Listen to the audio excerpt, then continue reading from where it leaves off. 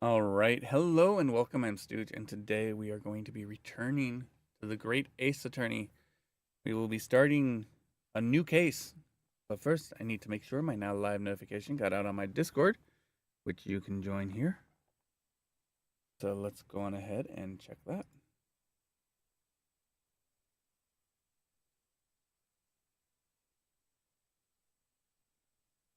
And there we go. All right. Let's go on ahead and get the Great Ace Attorney started up. How is everybody today?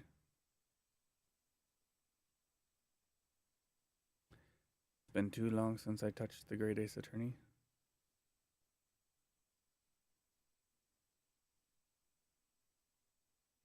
There it is.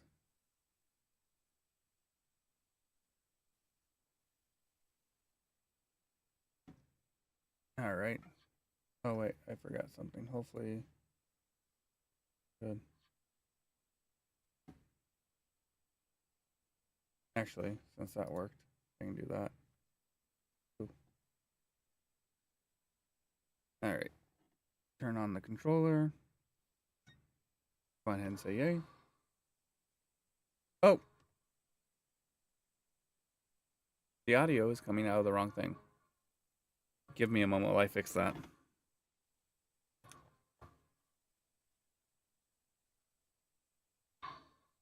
Oops, that is not what I meant to do.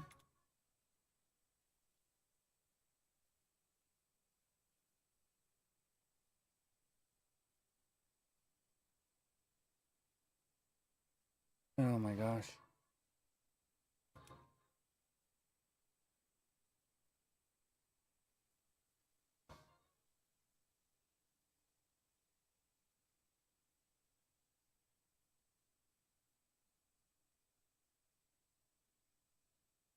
It looks like I'm gonna have to restart it. Hold on.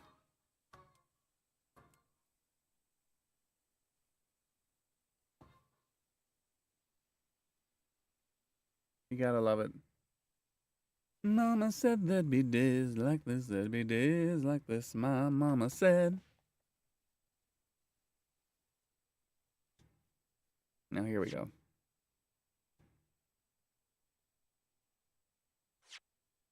Yep. There we are. Like, that sounds weird. Then I figured out the why. Alright, continue. The Adventure of the Unspeakable Story.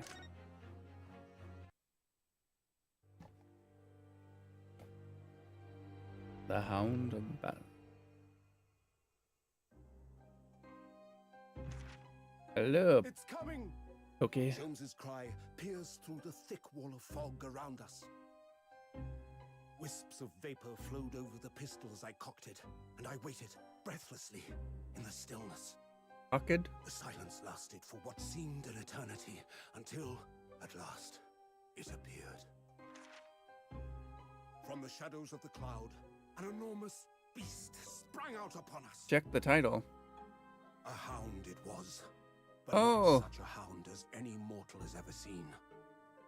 Its eyes glowed with a smoldering glare. The whole of its It apparently didn't ox-sized catch the body T. was outlined in white-hot flames. Its rumbling pant and hideous howl, so terrified was I that I began to tremble with fear. Look well, Wilson, Sholmes declared, gazing upon the mystical beast. For this is the diabolical hound of the Baskervilles.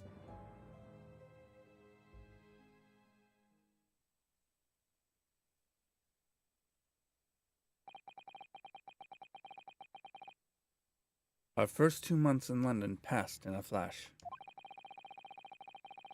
In that disconcerting courtroom experience, we were first thrown into on the day we arrived in the country. And in Soske-san's terrible ordeal that had followed closely behind, we had emerged victorious. However, there came an abrupt end to our opportunities to appear in court, which was hardly surprising, of course, since I was nothing more than an amateur, an unknown student of law from a faraway land. So, life in our little office was very quiet. That is, until it was shattered one day by that fateful telegram. 15th April, 9:13 a.m. Naruhodo's legal consultancy. Mom got a new phone, and by extension, I also got a new phone since there was a buy one get one free promotion. Is it an intelligent phone or is it still a dumb phone, Pokey?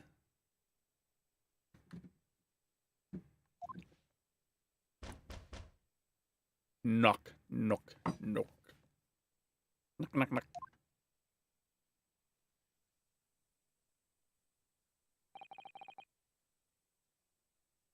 My old phone wasn't dumb. Oh, I thought you had a dumb phone. I'm sorry. Just physically challenged. Okay.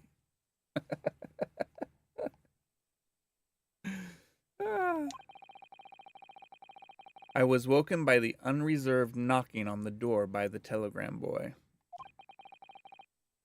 But after he'd gone, Susato-san's behavior became very obviously strange.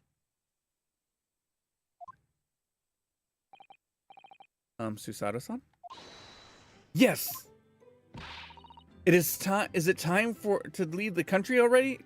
Leave for court already? So what type of phone do you have now, Pokey?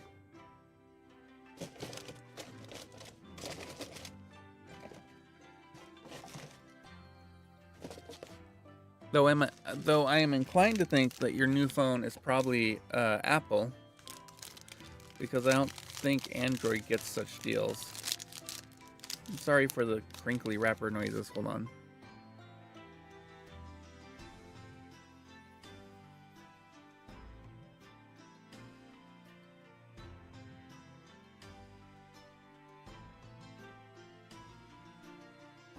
All right.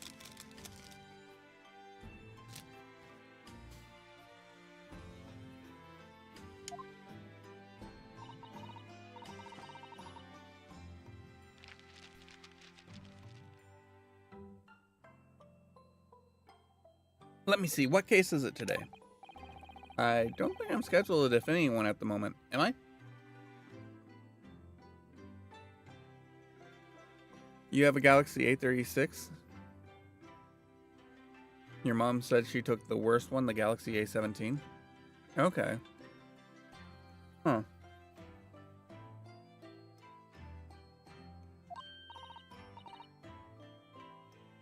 Oh no, of course not. How silly of me.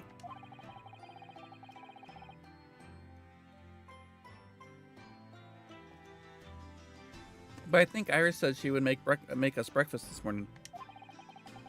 So, shall we go down to Mr. Shom's suite? I know that the A's are their non-leading edge.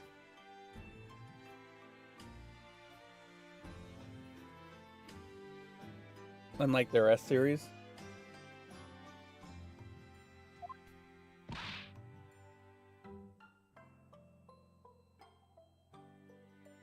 Yes.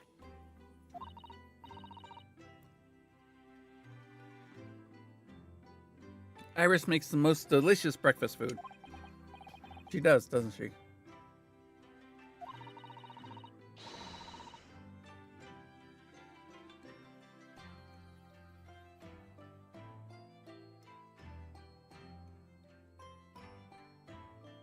Poor Susato is withering. And once our bellies are full, we can leave for court in fighting fit form.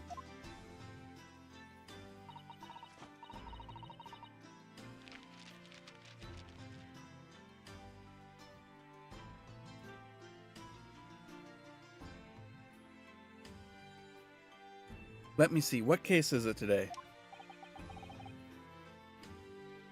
Here we go again.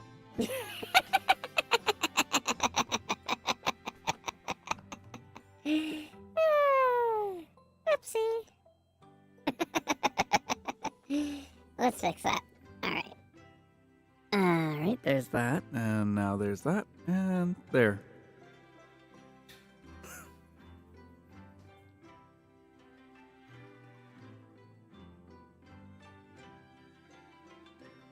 Hey, demo.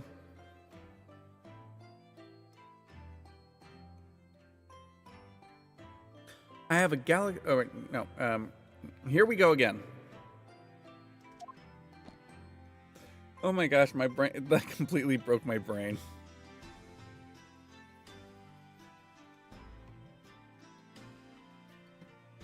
Yes, some people probably still have cases of the Mondays.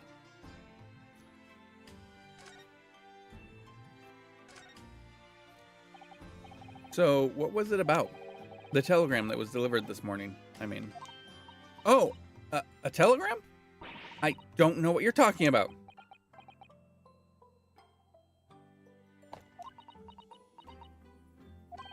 I'm sorry, but you're not going to get away with that.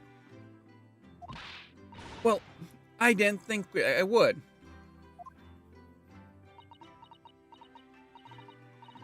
Actually, don't give it a moment's thought. It's nothing. Nothing interesting. Boring, in fact.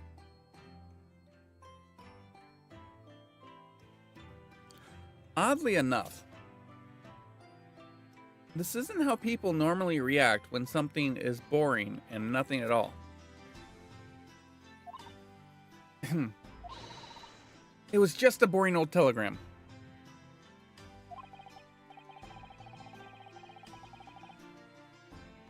That's 3 times now she's tried and failed to convince me it was nothing.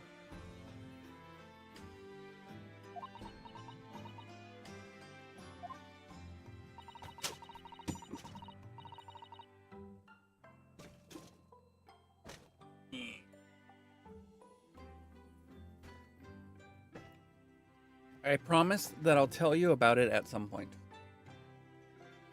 So my concern right now,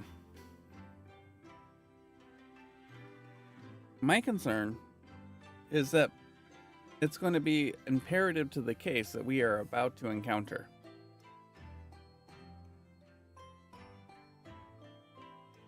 And that the time that she tells us is when we absolutely need to know. What do you think? All right, I understand. Are you all right, Sosuke-san? I suppose Sosuke-san will have... Oh, no. Yeah, why'd I say it? Susato-san. Yeah, no. My brain is just... bleh. I suppose Sosuke-san will have arrived back in Japan by now, won't he? Yes, I should think so. He left immediately after that terrible ordeal. Which would mean he should have completed the voyage already, or be just a few days away. A fortnight ago, we had that very long telegram from him. Do you remember? Complaining of seasickness? But by and large, it seems the voyage has been going well. Is something wrong, Naruhodo-san? I was just wondering, what might have become of Sosuke-san had he stayed in London, that's all. You mean, as regards Lord Van Zykes, the Reaper? How are you doing, Demo? I think I asked that already, if not, I don't remember. I have a terrible memory.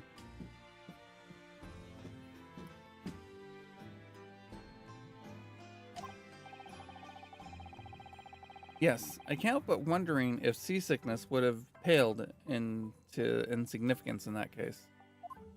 Doing good? That's good. The Reaper of the Bellies. What is it they say? That no one who stands in the docket can be saved from the Reaper, right?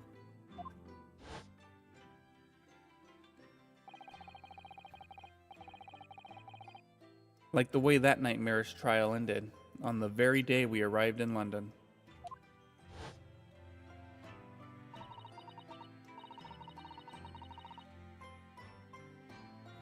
Even 2 months on, The cause of that dreadful fire is still a mystery. Yes, but at least Sosuke-san is safe out of the country now. Presumably that means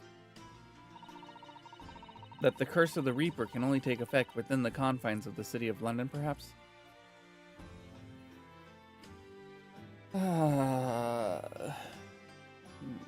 Maybe. I don't know. I'm still trying to figure out who might have set that fire. Who could have lured McGildahad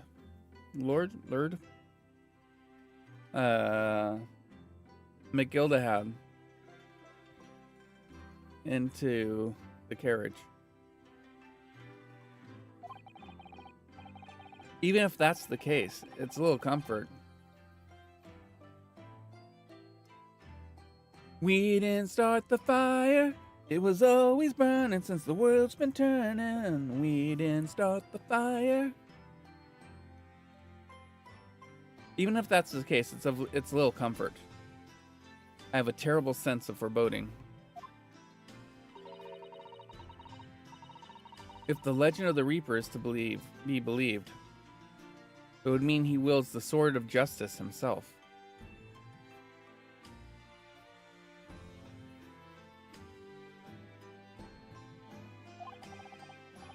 Come to think of it, I wonder what he's been up to these past 2 months.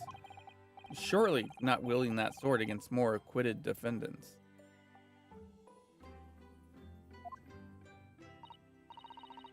No, I don't think so. Apparently, Lord Van Zykes. I know that it's spelled Zeeks, but I think it's meant to rhyme with yikes. Therefore, I pronounce it Zykes. Or actually, it's Sykes. If I remember correctly, Z in German is an S sound. I could be wrong.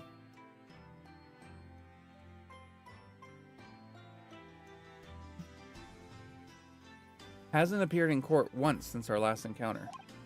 Oh? Yes, since Sosuke-san's trial, he's withdrawn from judicial service again, it seems. Really? Just like before, when he wasn't seen in court for several years. So it's just been me who's to face him in recent spate of trials then. Ugh, just my luck. Or misluck, misfortune, whatever you want to call it.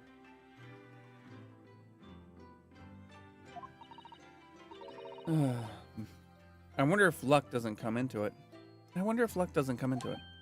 Sorry? What was that? Oh, nothing. Never mind.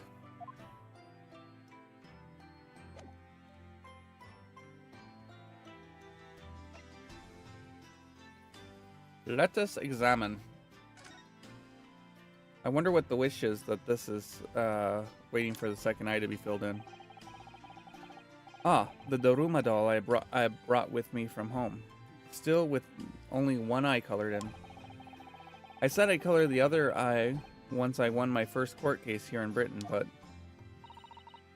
you have one, haven't you? Twice, in fact. Because I feel I'm still lacking as a lawyer. Ah, the ever-moving goalpost. I'll tell you what. Why don't you color the other eye in once you think I'm properly a fully fledged lawyer? If you insist.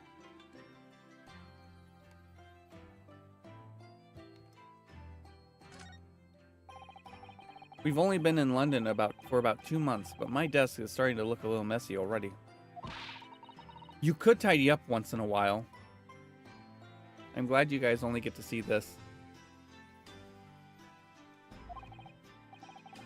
Susato-san, I always say, making a mess is a small sacrifice to pay for being able to further your studies. And time spent tidying up is time you can't devote to the same cause. It's time you... Okay, yeah. And time spent on ridiculous arguments is time that could be better spent on some simple housework.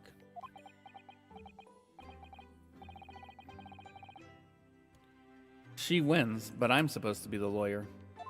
The lawyer here.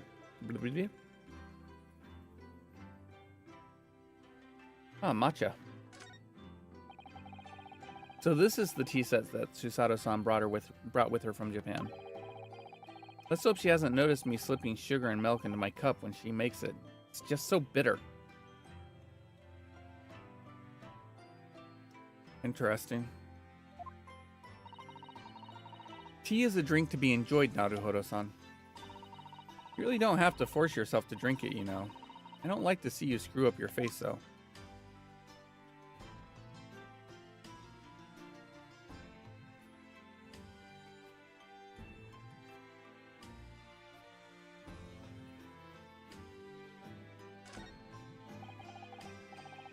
It's spring at last, and the weather is warmer now. But I love the smell of the fire and the steam rising from the kettle. Oh, would you like some tea, Naruhodo-san? Thank you, Susato-san. I'm alright for it now. With the green tea Susato-san makes me from time to time, and Iris's unique herbo infusions, this place is a paradise for a true tea lover. Sounds like he's not one. Green tea is such a wonderful accompaniment to British tea cakes, don't you think?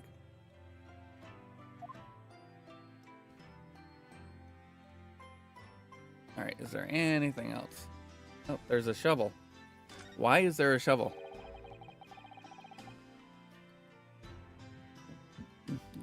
That spade has been here since we started renting the place. Oh, that's not a spade, Naruhodo-san. It's a shovel. No, shovels are for digging. That's for scooping up loose material. It's a spade. No, spades are for digging. That's for scooping up loose material. It's a shovel.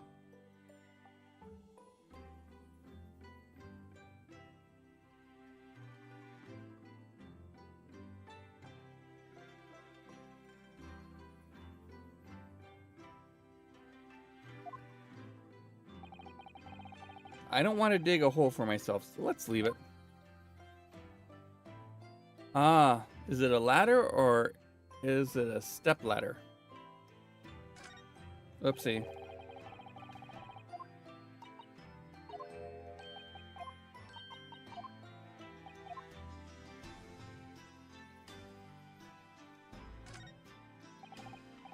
You know, I've never seen inside your room there, Susato-san.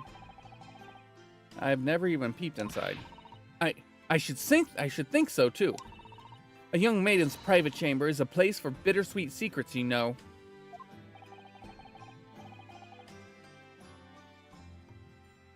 Whatever you say, young maiden. Alright, I think that's... Nope, that's not quite everything. Oh, and I can look off to the left. Ah, this must be the telegram. Let's see.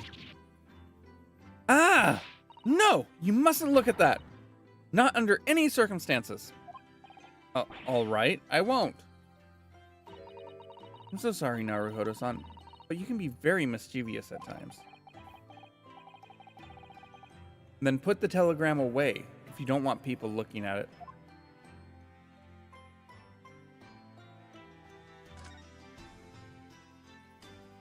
Oh, we have a terrarium.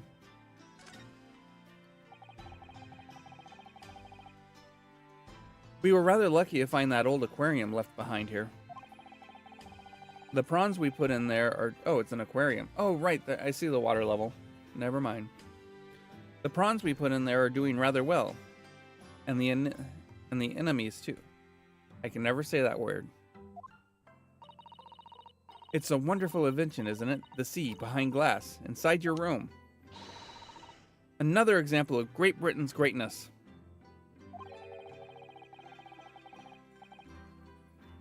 Having to clean it out and change the water isn't so great, though, is it?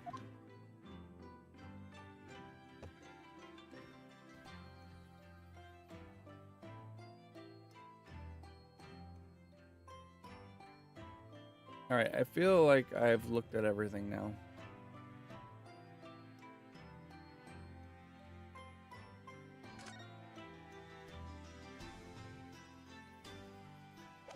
Alright, let us move.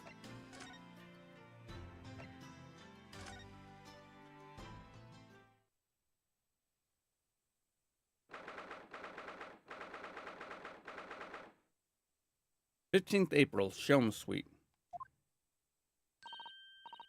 Morning, Runo. Morning, Susie.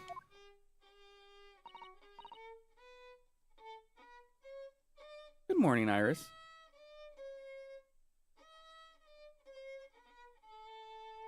Shelms cannot play a violin.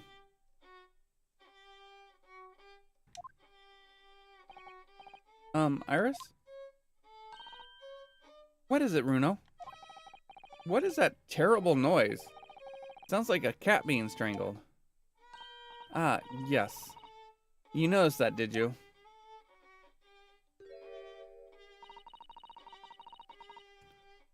Hurley isn't in the best form this morning, it seems.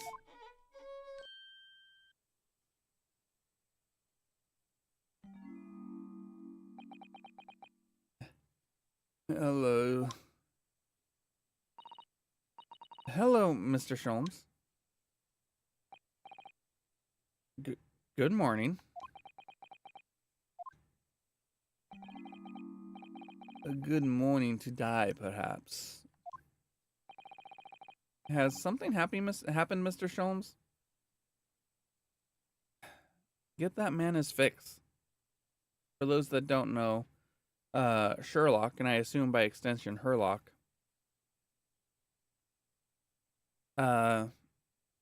where Sherlock was a heroin addict. I don't know if Herlock inherited that from the original character or not. Does anybody know? You look miserable, and the way you were playing the violin before. My analytical mind is dead. Music is dead. The world is dead. Damn that blanched existence. That's all it is, my dear fellow. Nothing of consequence.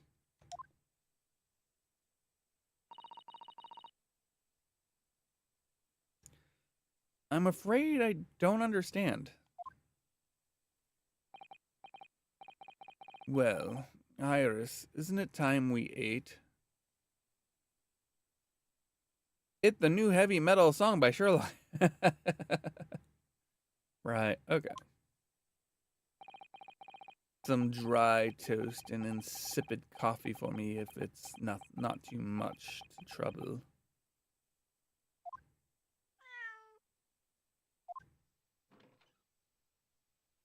Kitty!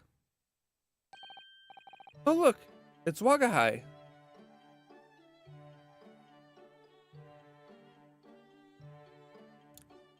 Okay, so that's definitely a Japanese name. So apparently it's their cat? Question mark?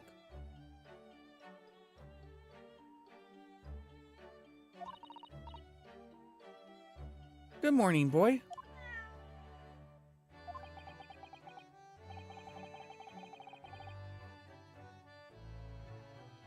That must be some sort of tiny door for cats to use. What was your first hint?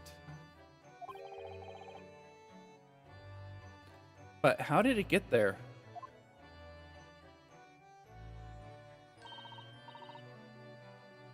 Well then, everyone, time for breakfast! Oh, wonderful! Let me help you, Iris. It would indeed be a fine day to die.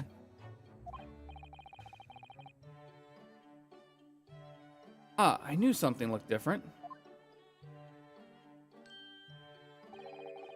Something's missing from Mr. Sholmes' desk.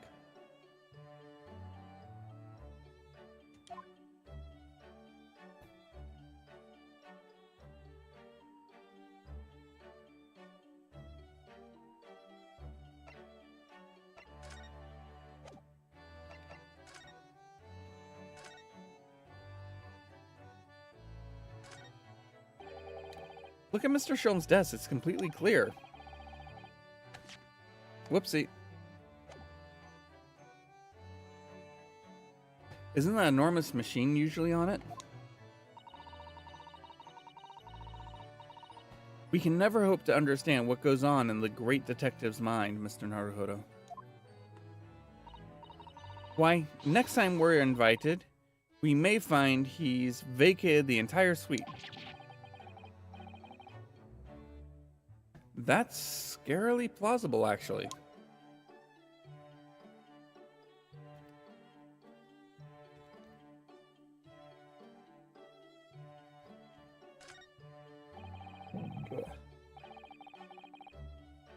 Okay. There we go. There's all sorts on these shelves. Chemistry apparatus, books, papers, and lots of things I've never seen before. It's all heaped up so high I can't help feeling that the whole lot is going to topple at any moment. Oh, it's such a charmingly untidy collection of paraphernalia, isn't it? It just looks messy to me, like my desk. But you, Mr. Naruhodo, must learn to tidy up after yourself. No favoritism there, then. Yeah, none whatsoever. What are you possibly talking about, Naruhodo?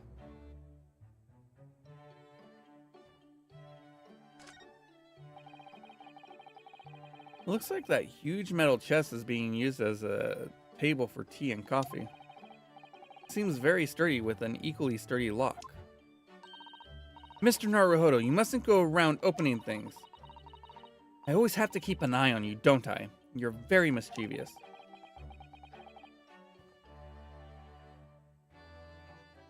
How did you come to that conclusion? There we go. My brain is in a fog. The fire's burning comfortingly in the grate again today. It's a very different feeling to a Japanese hibachi somehow. Oh, look at that photographic print of a lady displayed on the mantelpiece. Could it be? Yes, it must be. It's the woman. Oh, how exciting. The woman? What woman?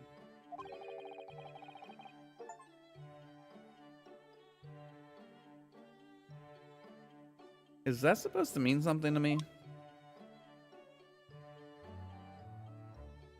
Well, if I know.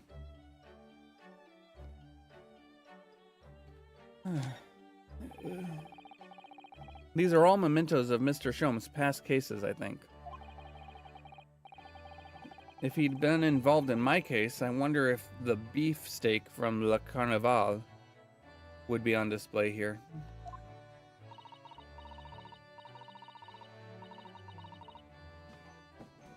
A mystery shoe, a curious hammer, some mysterious dancing men.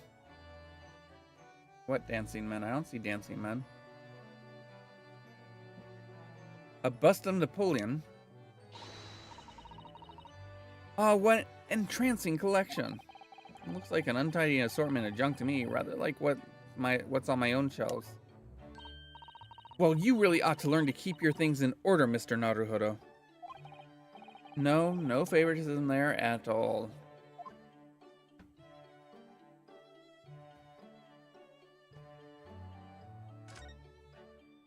Hello, Iris. Mr. Natsume's cat seems... Oh, that's Natsume's cat, okay. Mr. Natsume's cat seems to have settled into his new home then. Oh yes, I've become very attached to little Waggy. It would appear his previous owner has completely forgotten him. Forgotten to him.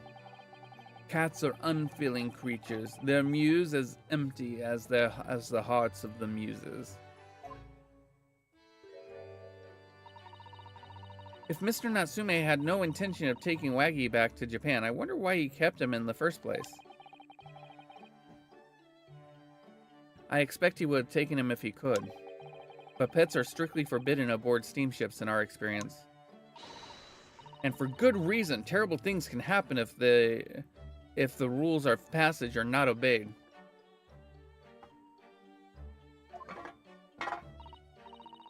Well, I don't mind because Waggy is adorable. Yes, he really is. Oh yes. What about that? What about the door? I don't remember seeing that tiny thing in the main door before. Where did it come from? Oh, you notice? You are observant, Runo.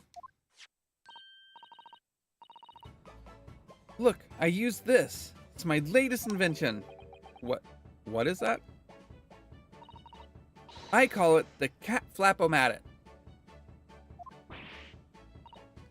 Gosh, a machine for making doors just for cats?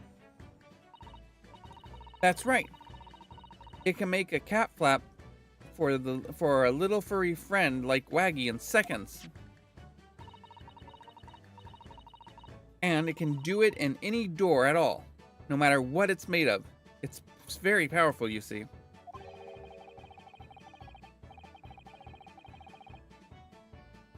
Wouldn't it have been quicker just to make the cat flap rather than making a machine to make the cat flap?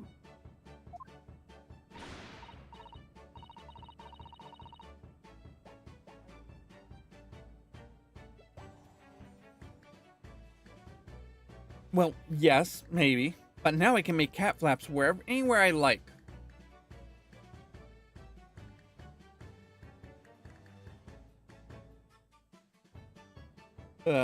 I'm gonna make a thing to help with the project I'm doing, despite the fact that make completing the project take longer.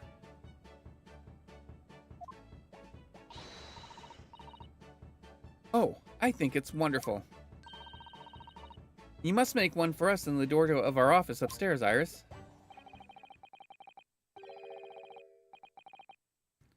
She really knows how to come up with unconventional inventions, this girl.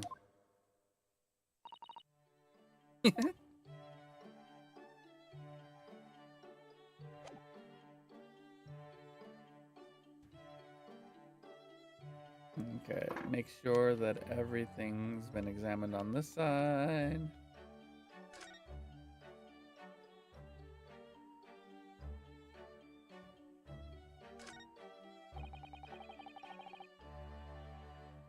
This is where Iris notes down ideas, isn't it? Let's see, what does it say today? Ah, the Buscom Valley Mystery. Oh, how intriguing! It must be the title of Iris's latest work. Oh my! I wonder what fantastic tale awaits us.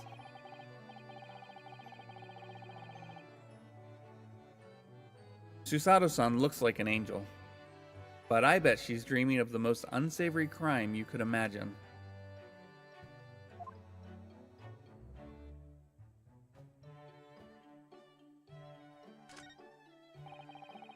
Iris's beautiful tea set is there on the table as usual. A cup of one of her special herbal blends always helps me to relax when I'm feeling the strain. The English pastime of tea has many similarities to our own tea ceremony customs, don't you think? It's the idea of hospitality behind it. That's the essence of tea.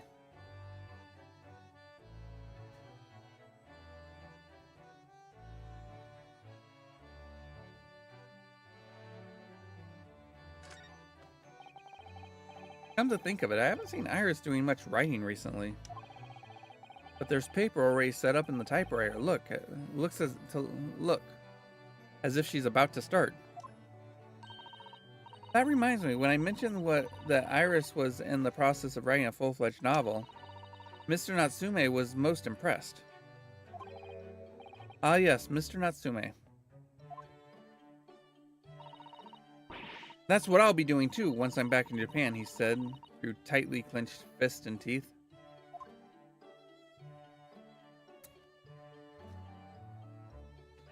Alright, I think that is everything.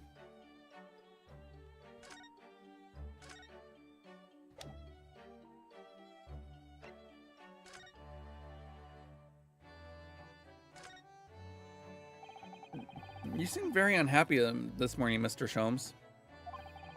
What's happened? It used to be the case. That in my hands. This violin sung like the dawn chorus. Its mellissonant tones would make flowers bloom. It would? But now, the muses are unamused with me. The goddesses of music have thrown me over. Whatever do you mean, Mr. Sholmes? For hours I have bowed, for days even. Through the night I have endeavored, but to no avail. That sound, my tone, is lost. That brilliant, clear, unwavering tone. Wow. Natsume. Susato. Or not Susato's. Oh my gosh, why can't I remember his name now? Oh well. Sosuke has really rubbed off on him. Well, no, I suppose Herlock was doing the Gensu Force posing before. So maybe I'm wrong. What do you think? That brilliant, clear, unwavering tone. Gone forever. No more recitals of unbridled emotion. I'm making his voice too deep. Well, you haven't been practicing much lately, have you, Hurley? Don't worry, I'm sure we'll come back to you in time. Heed my words, Mr. Naruhoto. The goddesses of the arts are fickle.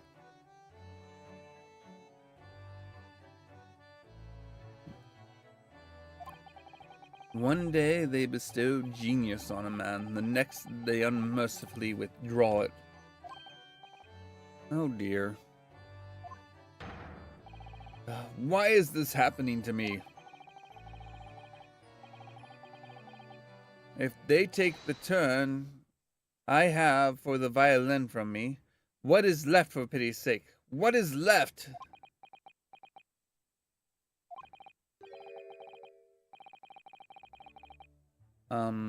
Deduction perhaps? Isn't that what you're known for?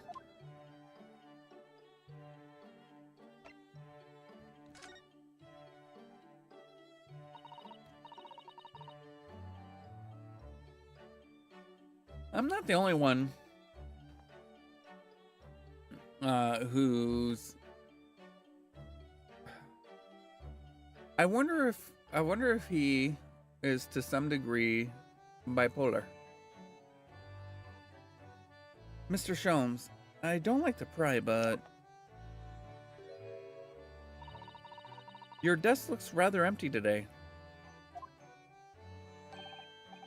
Well done, Miss Susato. Your observational skills do you credit. Oh no, Mr. Sholmes, they pale into insignificance when compared to yours.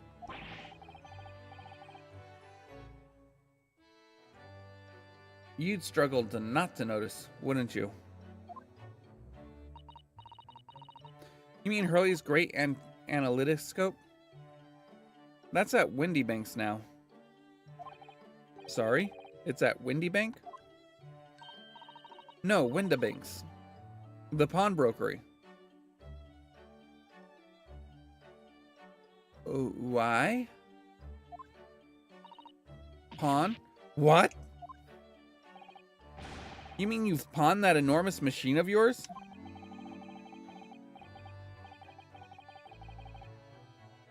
It has some considerable value, you see, quite undeservingly. But isn't it a very important machine for your work? I do wish you had consulted us if your situation had become so desperate. I should have gladly passed what little income I have to you. Dear madam, things are far from desperate. But the pawnbroker has your wonderful machine. How can it be anything but desperate? Making use of a pawnbrokery is quite ordinary here in London, I assure you. It is? It doesn't sound ordinary at all. It would seem that neither of you fully understand how pawnbroking works. Oh? What's to understand exactly?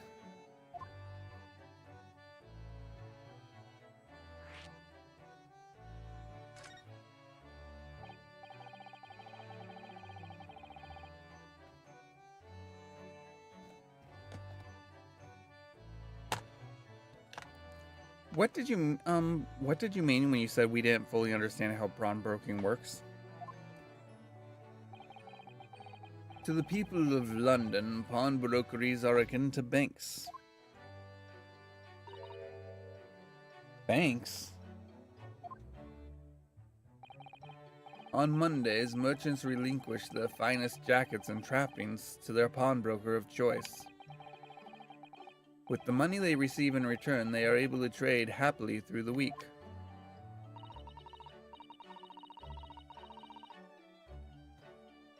And then on Saturdays, they go and recover the things using the money they've earned. I had no idea. This has been prawns? No, I don't think prawns. I had no idea. This has been a fascinating lesson for us.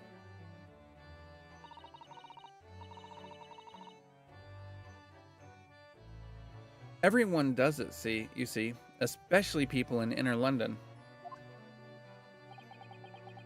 And should they have money to spare, they would purchase another fine jacket.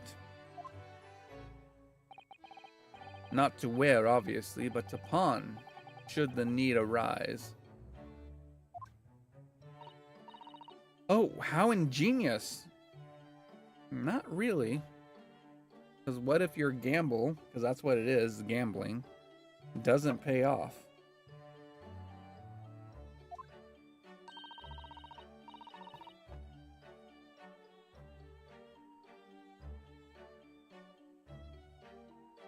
So, whenever we have something that's getting in the way, we leave it at Windy Banks, you see.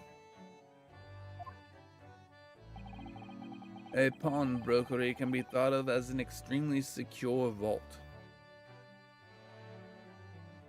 You sure about that?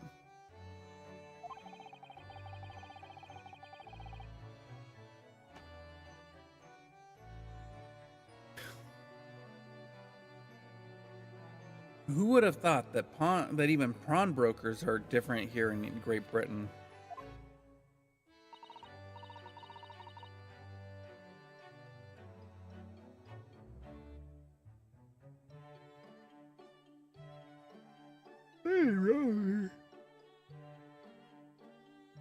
I went to bed at 10. I woke up at a regular time. I don't understand why I'm so yawny. Of course, you have to watch Hurley with it. Sometimes he pawns things he really shouldn't. Don't you, Hurley?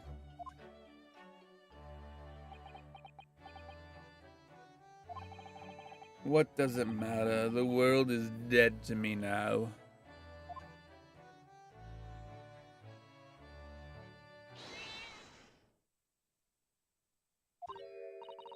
Oh, what was that? Wagahai?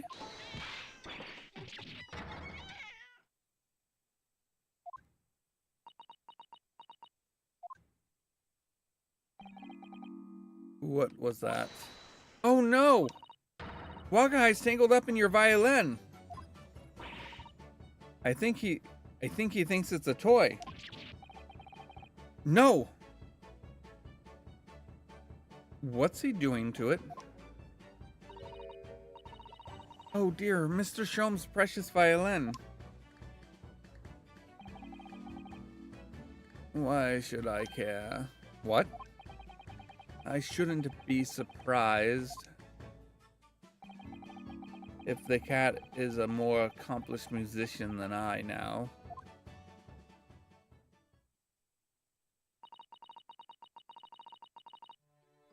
Mr. Sholmes really is in poor spirits, isn't he?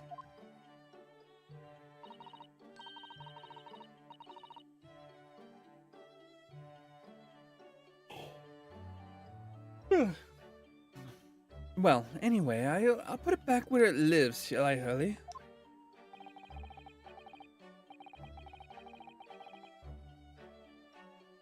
Out of the cat's reach if possible.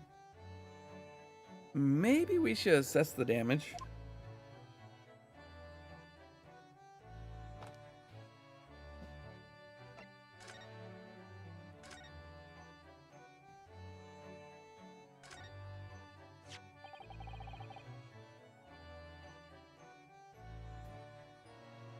So this is the violin, is it? It's a Stradivarius, one of the finest violins in the world, made by the renowned Italian luthier Antonio Stradivari. Alright, I need to look something up real quick. I'm familiar with Stradivarius violins. Normally they go for hundreds of thousands or more.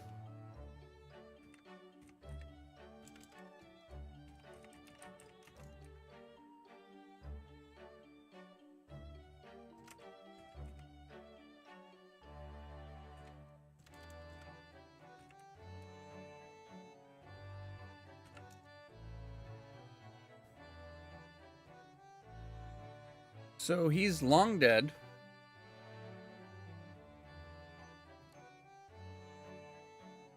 At this point even, because he died in 1737. Which means he's been dead for over 100 years.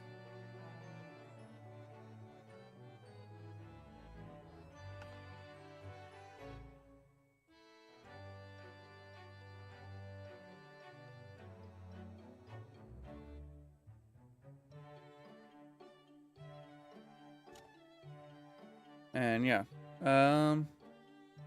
did I say hundreds of thousands? No. Stradivarius violins are extremely valuable, with prices ranging from millions to tens of millions of dollars. 1715 Stradivarius sold for $23 million. So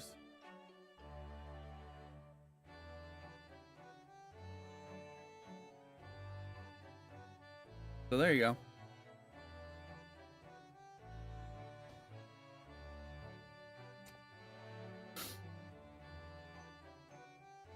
That would make this a priceless instrument, even in this time. And the fact that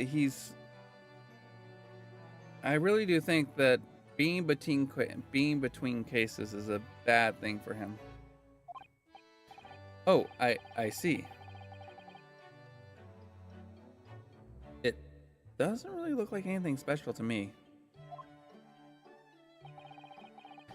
I happened upon it covered in dust, languishing in a pawn shop down a nondescript back alley. Is it a true Stradivarius? The broker had no idea of its value, so I was able to purchase it for a mere 55 shillings. If that's a true Stradivarius, and is now in that condition, for you can see here this crack going down the front of the box. I don't remember the terms of all the pieces of a violin, I'm sorry. But oof. Like strings are what's the word I'm looking for? Consumables. They have to get replaced periodically. But the face is not a consumable. It should assuming you take proper care of it, should never be this bad.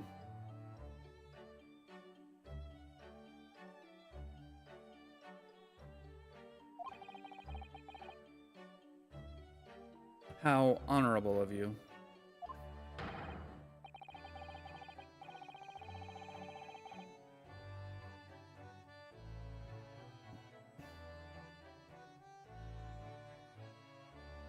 And until today, it has been my faithful companion in every great Paganini-inspired performance I have made. I ask you, is there a reason to live in a world devoid of music? To tolerate this blanched existence? No! There is none!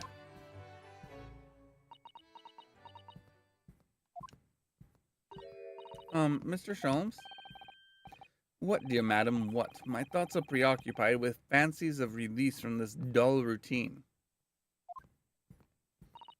Well, it's about the violin. It looks very different to normal, don't you think? Hmm? What do you mean, Susato, Miss Susato? Oh, Susie's right! Yes! The tone of the wood is completely different. And that's not all. I'm sure there was no crack here before. Wait, it's not even the right size, is it? What's this? Somebody stole his Stradivarius? How did I miss the VR up there?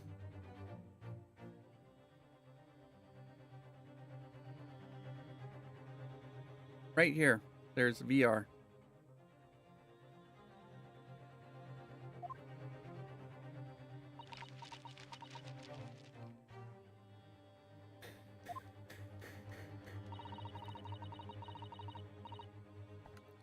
I'm terribly sorry to have to tell you this, Mr.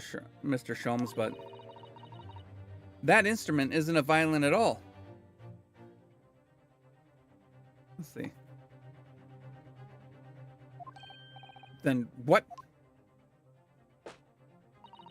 I believe it's an entirely different instrument called a viola. What? What?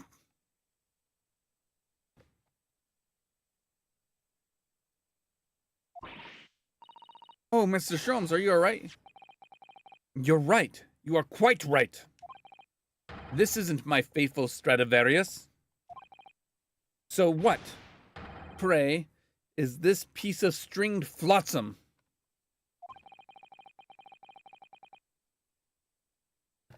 Not your faithful performing partner, then?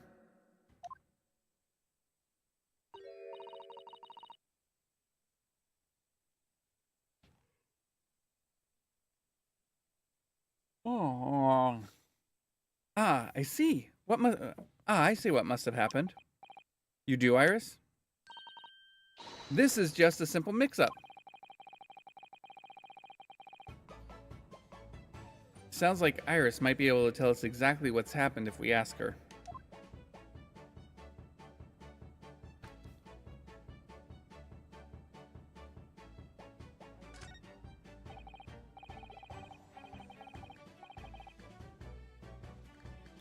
Ah, yes. The letters V and R inscribed on the wall in bullet holes. Isn't it the initials of the Queen or something?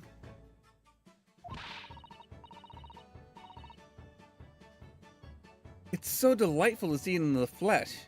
Having read about it in the stories, it was so inspiring. I fired 100 of arrows into my own wall at home to make it the character for SU, or Su, excuse me, or Susato, you know. Super. But perhaps there are some things the great detective does that you don't need to copy. All right. Oh, my controller's about to die.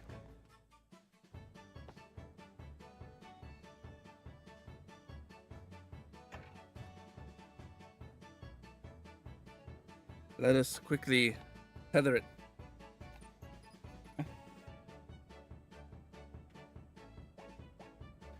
All right, and let us talk to Iris.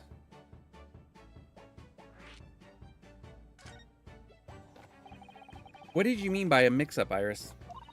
Well, you see, this viola, I mean, was at Windybanks until last week.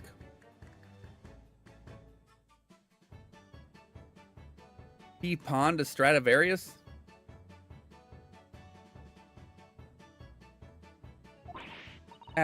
At the pawnbrokers? Not Mr. Sholmes' beloved musical partner. There's a proverb from the East, of which you are no doubt familiar, my dear fellows. Always let a beloved child travel. Yes, indeed. So you sent your beloved violin to the pawnbrokers in hope that it would experience personal growth? Oh, what a wonderful idea. Last week, I pawned my great analytic scope in order to release my precious instrument. But it would appear that Mr. Windybank mistakenly furnished me with this tawdry fiddle instead.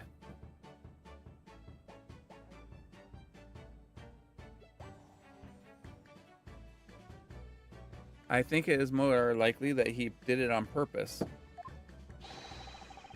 But my ears cannot be deceived by the hollow timbre of this piece of timber.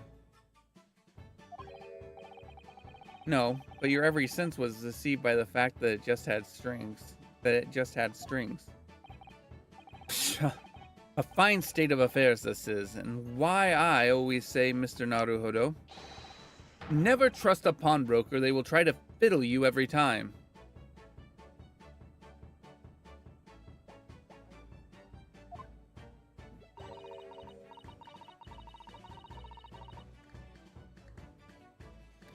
But earlier you told us that you could think of pawnbrokery as an extremely secure vault.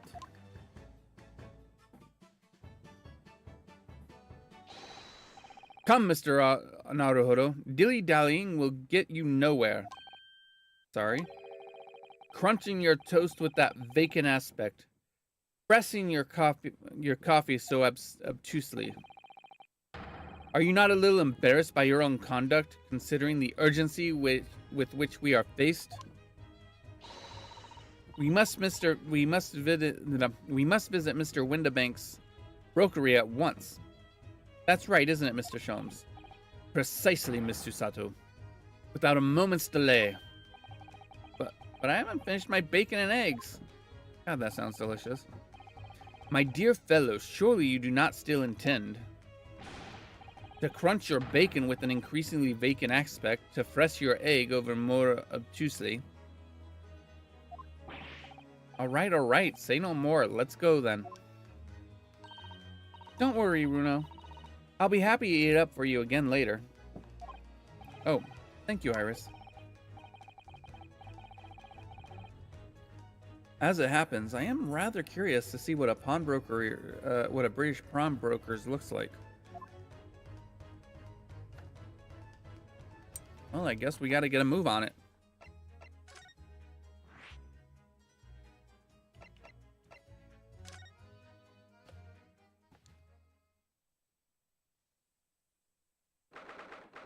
"15th April, Windybank's pawnbrokery.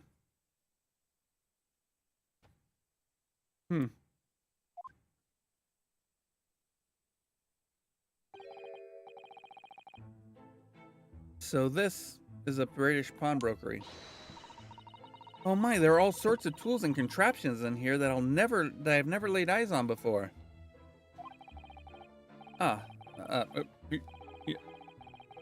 Susato-san, and that spark of wonder in your eyes. You can't wait to scour the shelves, can you? I get the impression you enjoy places like this.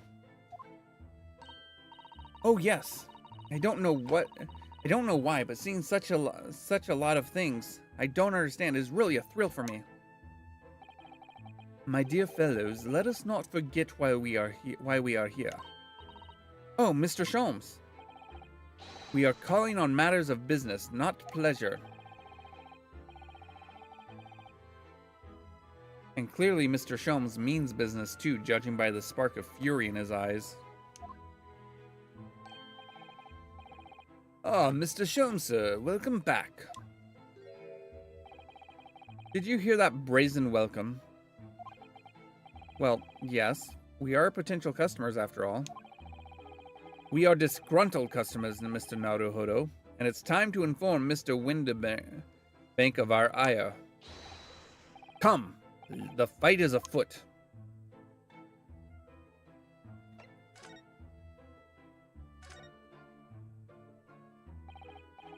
Naturally you recall this, which I retrieved from you some days ago. Yes. This second-rate fiddle is not my faithful instrument, Mr. Windibank. The color of the wood is different, it has holes in it, and it's not even the same size. A wonderful summary of our observations, Mr. Sholmes. I'm so very sorry, sir. How utterly unforgivable of me, an inexcusable mistake for a pawnbroker. There's only one way to make amends.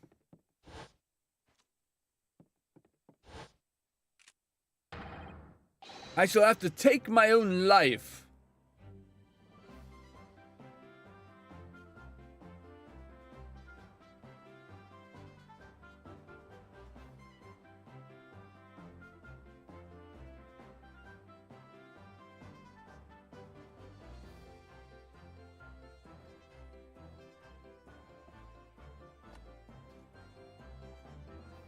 Ay, ay, ay.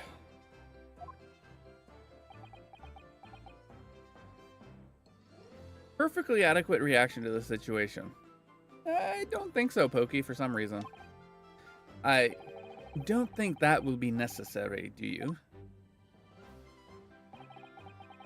If I may just say one thing before I pop off.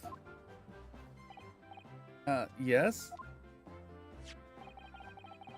It was you, sir, It was you, sir, Mr. Sholmes, who took it upon himself to remove the item for the other day, I believe. Sorry? As I recall, I entered the storeroom to fetch your violin when I heard, "Ah, here it is." You did?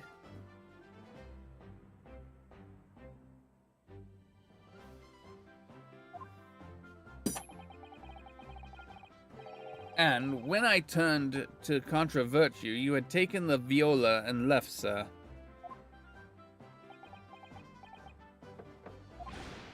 However, there can be no doubt that the blame lies firmly at my door for allowing you to leave.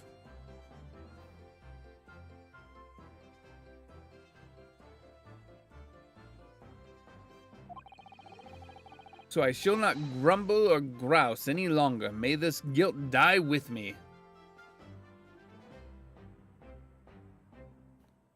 Why am I not surprised that it's Sholmes' fault? No, no, no! Stop, my dear fellow! The fault is mine!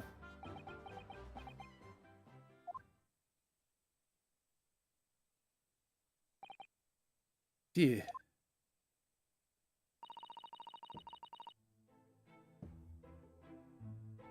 It would appear the fight is over.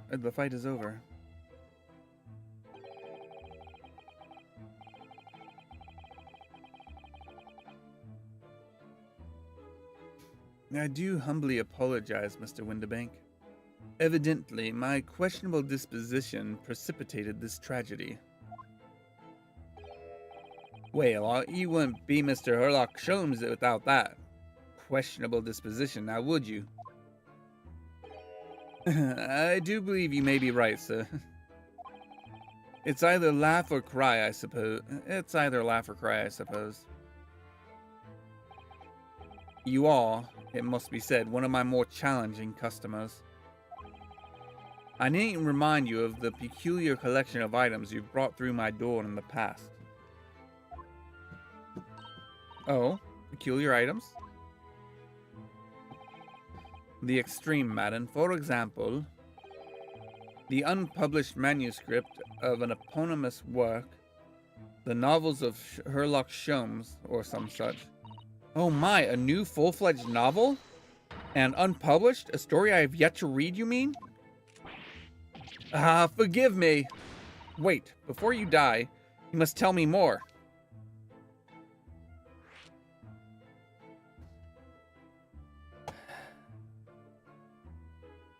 What the heck? What is wrong with this pawnbroker?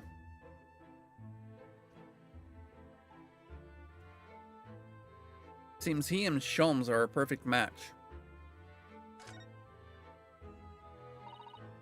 I must know more. Tell me everything. Wow, Susato-san is really fired up right now.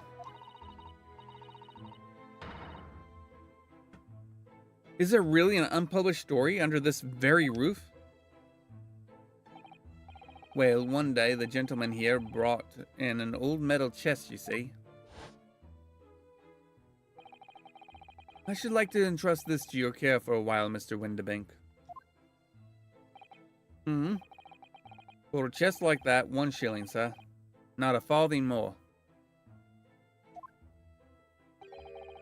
It houses something very great and valuable indeed. The latest manuscript recounting the adventures of one Mr. Herlock Sholmes. I beg your pardon, a manuscript? You wish to deposit a manuscript? Indeed I do, for I am confident it will be quite safe here. And that was that. As such, Mr. Sholmes' latest tale of otherworldly mystery lies dormant in my storeroom. Mr. Sholmes, is that really true?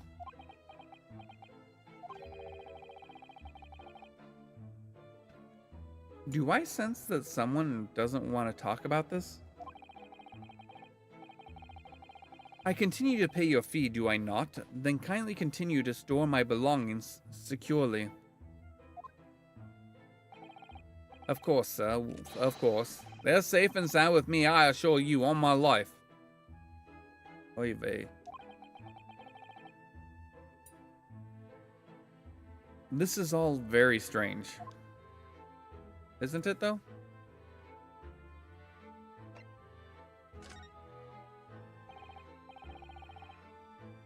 I wonder, could I ask you something? Ah, a gentleman from the East, I see. Yes, that sable suit. I suppose I could offer you 6 pence for it. Without wishing to offend, the tone is somewhat dull. I mean, that's just Naruhodo from what we understand. Sorry? Ah, but for your splendid attire, ma'am. 5 guineas, no less. The colors are exquisite, the design exotic. Eastern artistry at its finest, may I say.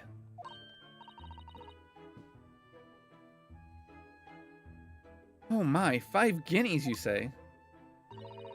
How interesting.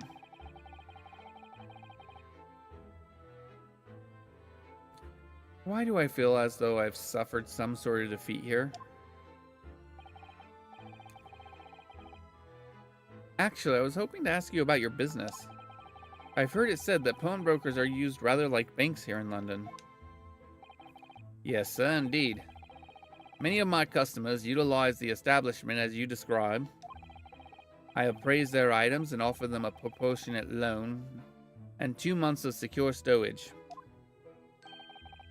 If in that time they repay the original sum to me plus the agreed interest, their items are happily returned. But what happens if they don't pay you the money? Then the items are offered for sale in my shop, as you can see on the shelves behind me.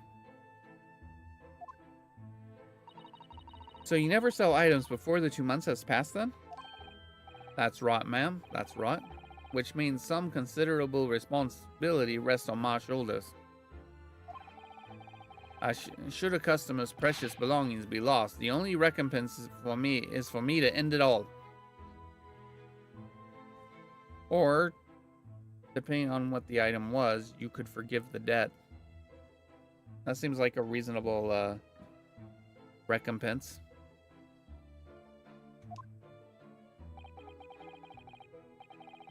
The very idea, Mr. Windabag, is an absurdity. One should never talk of one's demise so casually. Pot? Kettle.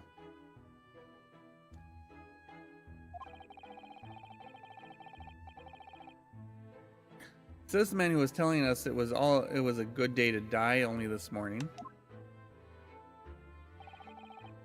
And let us not forget that I have already helped you take measures to ensure such tragedy never occurs.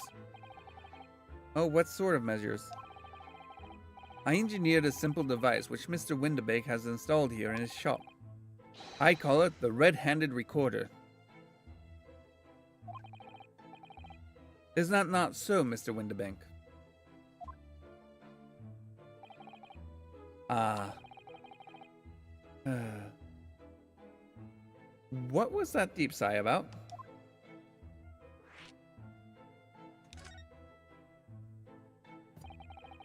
What on earth is a red-handed recorder? Use your eyes, my dear fellow. There are two just below the ceiling.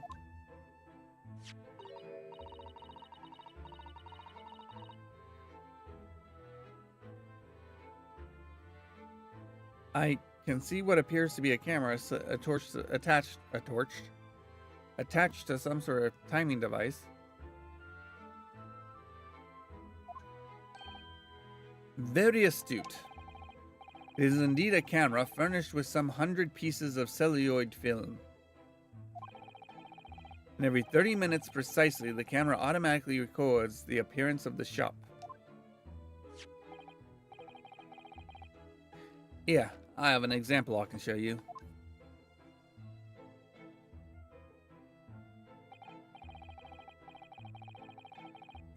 Doggo picture! Actual photo. And in color, too. And of course, other images have been in color, so I guess I shouldn't be surprised. Oh yes, a print from the camera shot to record the activity at the shop counter. I developed a special type of film. It's so sensitive it produces a crystal clear image, even in darkness.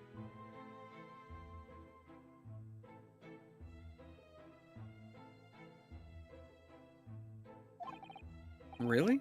That's extraordinary. Yes, you can clearly see the counter on the counter and the door behind it. Look. Behind it, look.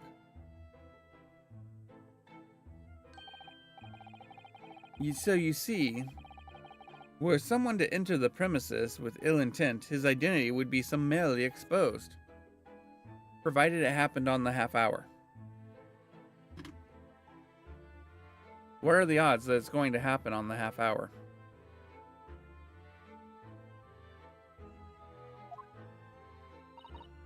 But did you not say that the photographic prints were taken at 30-minute intervals? Indeed, as you say, my dear madam. Then what if the incident were to occur in between times? One could only say that would be a cruel twist of fate.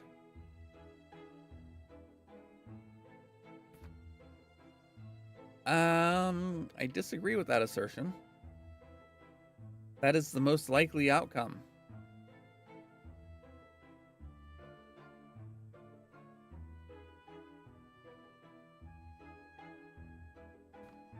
The thing it would allow you to see is if things have changed position or have vanished completely between times.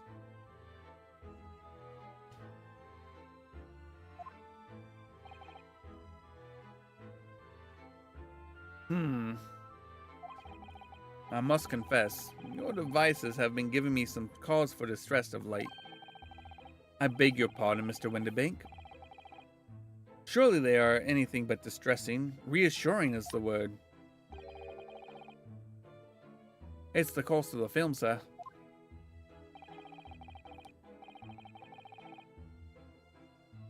You most graciously place not one but 2 cameras in my shops after all. Which means I must pay for nigh on 100 utterly useless prints every single day.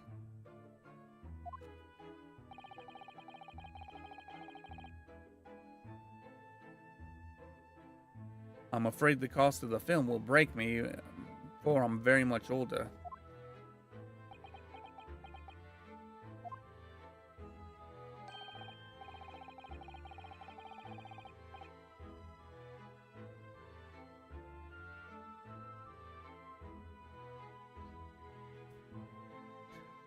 Sholmes is just so completely self-involved.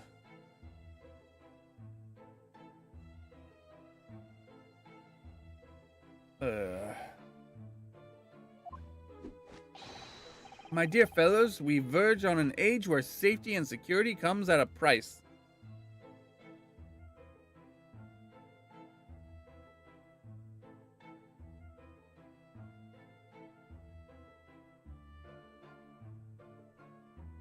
If only you knew how true that statement were, even just 5 years ago.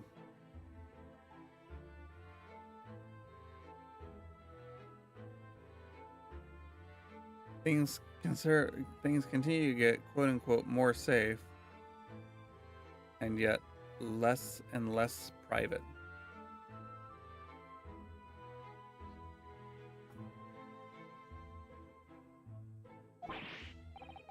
Oh, heavens help us.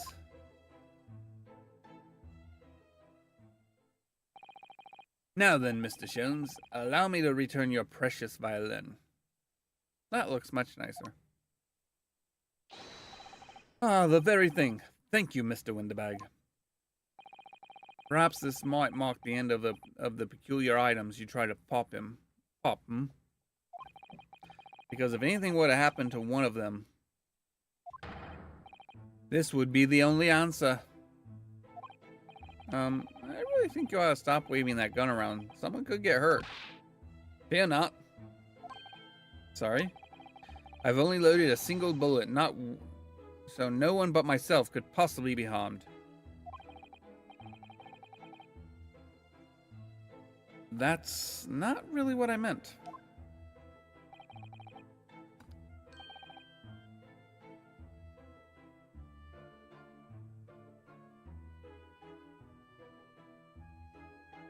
I think he likely is going to be a witness to bring a gun to court. We did have knives in court already.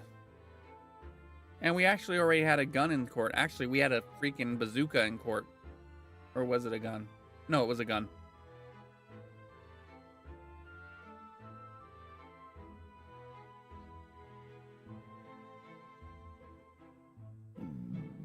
You forgot the urchin that stole the prototype from Iris.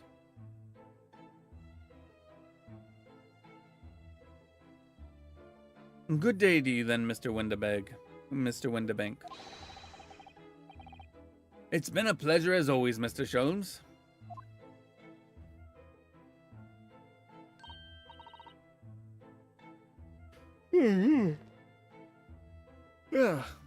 So, Mr. Naruhodo, we can explore at last.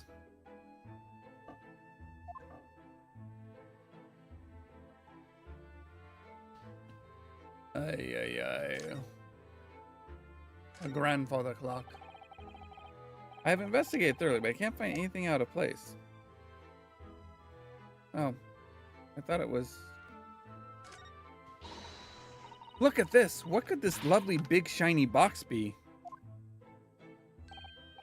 That, my dear madam, is a music box. Surely you have such things in your own country. Oh my, yes, but I've never seen one so large before.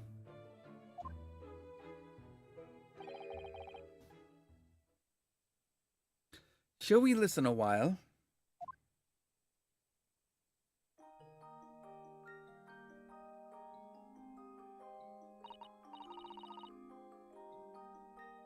Oh, what a sublime sound. It's like the music of angels.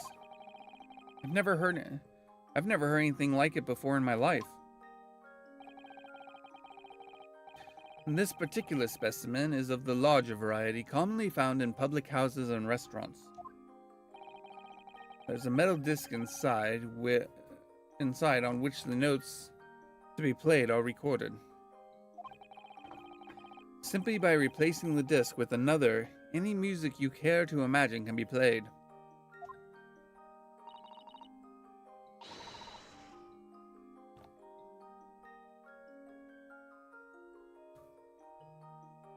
My goodness, what a simply delightful machine.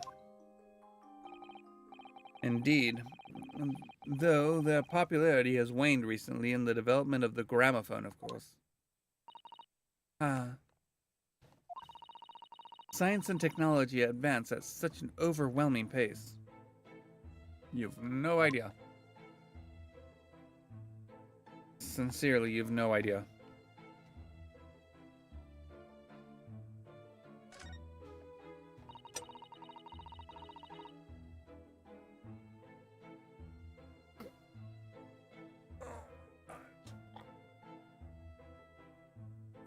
What an assortment of things there are on these shelves here. Crockery, footwear, clocks, watches. Almost anything you care to imagine.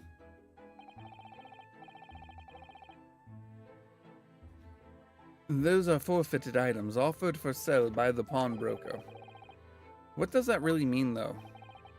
When you pawn, or colloquially pop an item, the broker loans you money against its worth. He stores the item for an agreed period of time, after which the loan must be repaid. If not, he is free to display it in his shop for sale at a price of his choosing. Oh yes, now that you've explained it, I'm noticing the little price tags on everything. Of course, simply by paying the agreed interest on the loan, one can extend the period of safekeeping. So you may pawn that black garb of yours without fear, my dear fellow.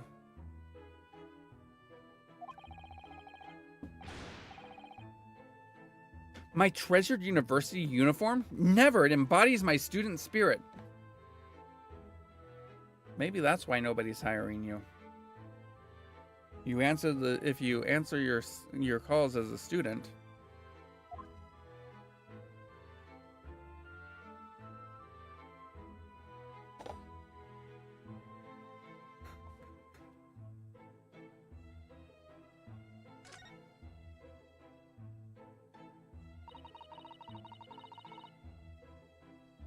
Look at that enormous ledger open on the counter. Mr. Windibank is, if nothing else, very particular about recording the items he accepts. He'd have to be. Otherwise, he'd get himself into all sorts of trouble.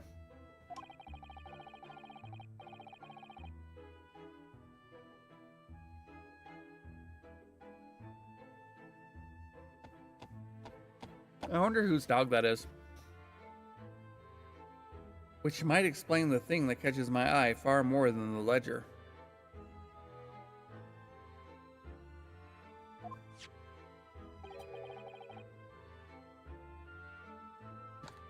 This revolver here.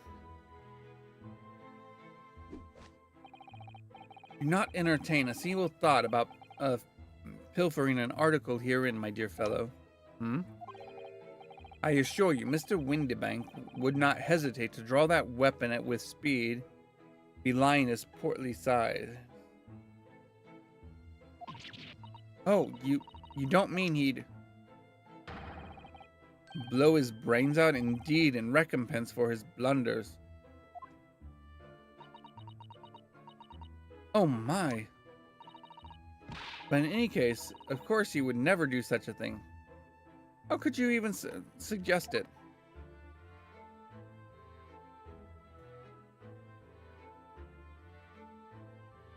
Are you seriously that naive, Susato? We've already seen the man threaten to do it once before.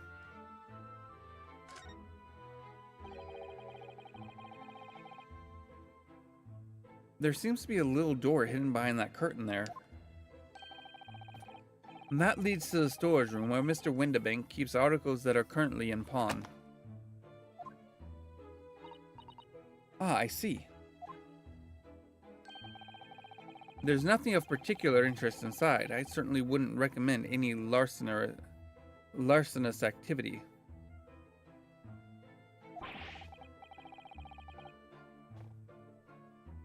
Recommended or not, it's not something I tend to do. There is but one key, and Mr. Windibank keeps it in his pocket at all times. Before he sleeps, he places it into a small pot, which he slides under his pillow. How on earth do you know about that, Mr. Sholmes? That's my question. I am a detective, sir. It's my business to know what others do not. I am frequently assailed by information that I neither care for nor wish to retain. That's at least true of Sherlock. Mr. Sholmes, you are a wonder. One of the books. I think it's one of the books. It might be from the Cumberbatch movies, or not movies, but series. They talk about the solar system, and Holmes quickly is like, now I shall do my best to forget it.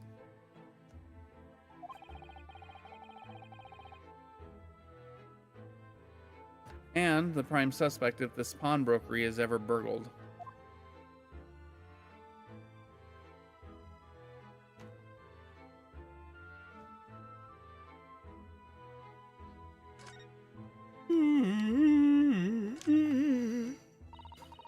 Oh my gosh, why am I so yawny?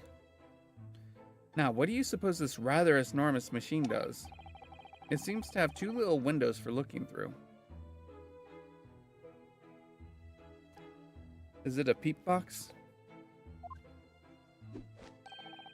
Allow me to enlighten you, my dear fellows. What you're looking at is a stereoscope. A stereoscope. Fascinating. Too much reading makes you yawny, apparently. It is aptly named, I assure you. Look through the eyepieces and see for yourself. Oh, I should be delighted to. Excuse me a moment while I just have a look. Just before you do, there is something I should point out. My dear fellows, in order to see the image properly, stereoscopically as it were, you will need to be cross-eyed. However, if that is beyond you, it is of little consequence today. Alright then, I'm going to try it.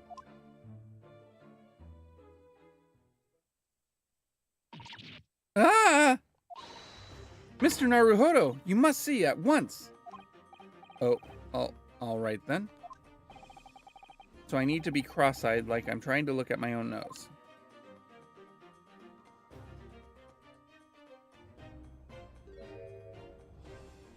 Oh, it's her.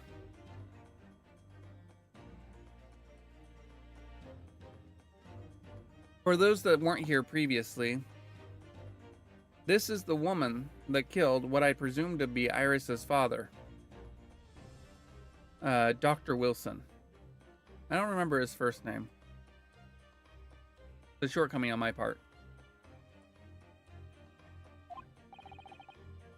I don't believe it.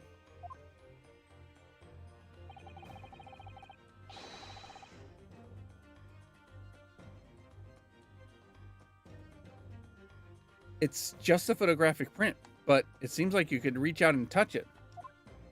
At least I think that was her. Yes, the sense of depth is startling, is it not? Stereoscopes are one of London's many fads. They are often found in little stalls in the park. People queue for hours to see them. Why? Why are people meddling with such black magic? Oh, maybe I'm wrong. It's no magic, my dear madam. It is, well, far too complicated to explain at present. We shall save this lesson for another day. Alright, it's not particularly complicated. You have two cameras looking at the same image, slightly offset by about 3 inches, with the same focal point, and it gives you the telescopic vision so that when you take the images, put them side by side, and look at them, it creates a 3D image. There were actually small little handheld ones that had a divider down the middle so that the left eye saw only what the left eye would see, and the right eye saw only what the right eye would be, and your brain would put them together without you having to do anything, like going cross-eyed.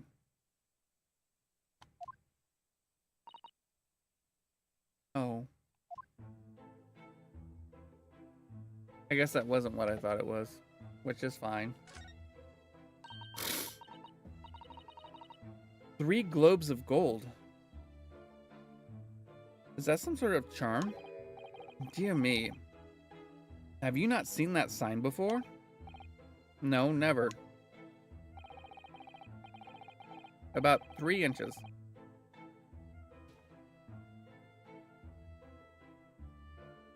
By about 3 inches? I'm confused. Pokey. The 3 golden balls are, in Great Britain at least, the universal sign of a pawnbrokery. There are more than 700 such establishments in the capital, all showing the same signs.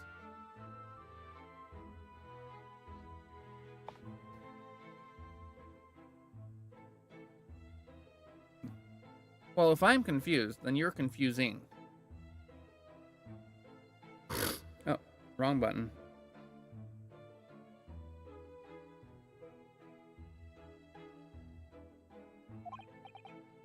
Oh, I see. Oh, I see. I had not imagined your ignorance was so profound.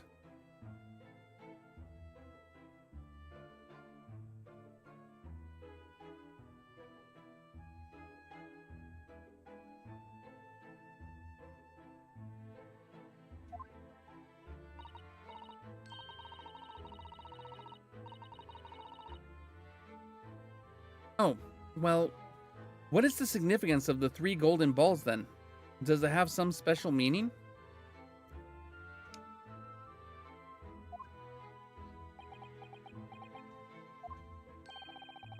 That is entirely unimportant here, dear madam. Irrelevant, even. You mean you don't know?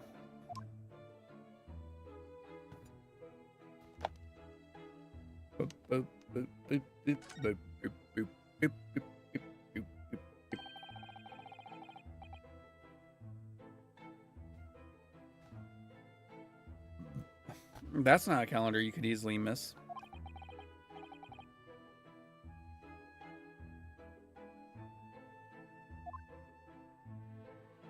Whoops, wrong button.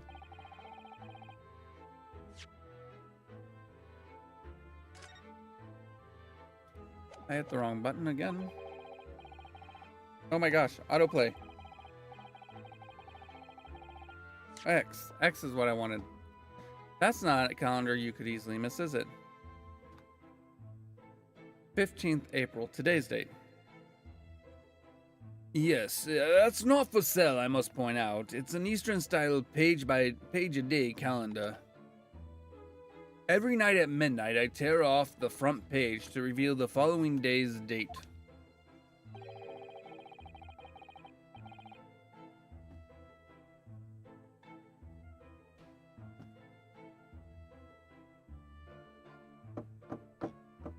I feel like that's an insult, but I can't be sure. The perfect calendar for a tearaway fellow such as yourself, Mr. Windibank.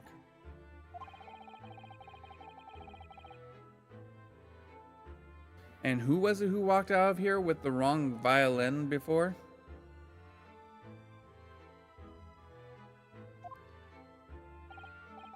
Well, when the agreed storage period has passed without repayment, articles are forfeit, you see. So I have to keep a close eye on the date. It's something of a pawnbroker's obsession, you might say.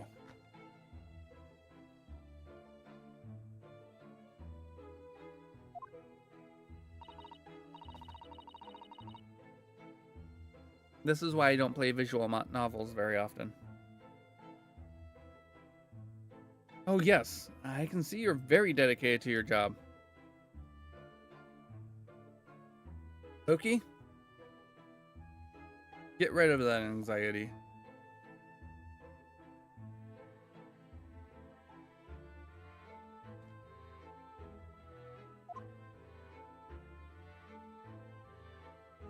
Let's see if there's anything else.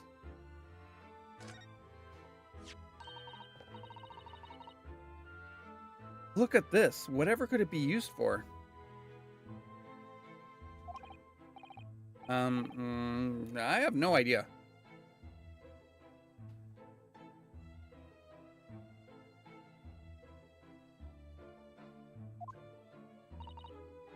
Ah. There's a small catch here, just look. We're going to open it, aren't we?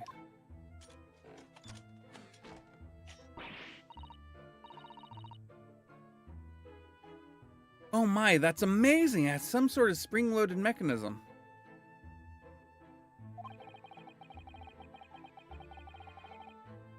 Which we will never manage to put back the way it was before.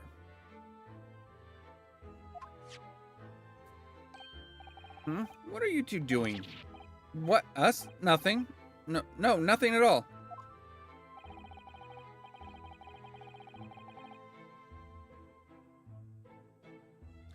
Whatever this device is, it seems to have a pair of little windows to look through. I feel as though I've seen something rather similar to this elsewhere. Yeah, it's right over there on the wall.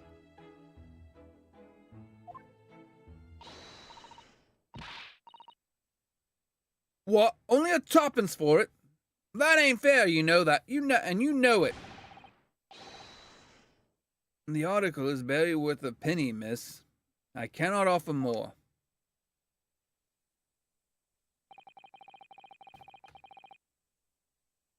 Sounds like there's an argument brewing by the counter, over by the counter. Come on, that can't be right. Have you even had a proper butcher's at it? I've seen all I need to see, young girl.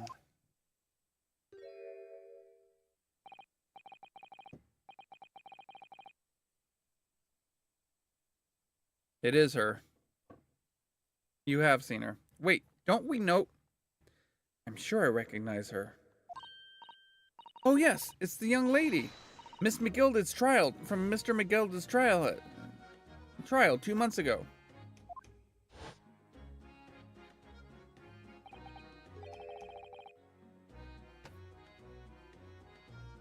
All right.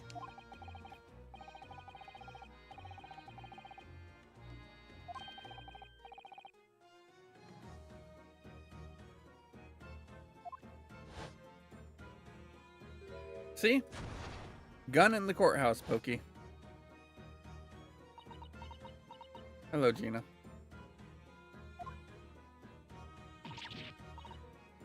Gordon Bennett, you lot.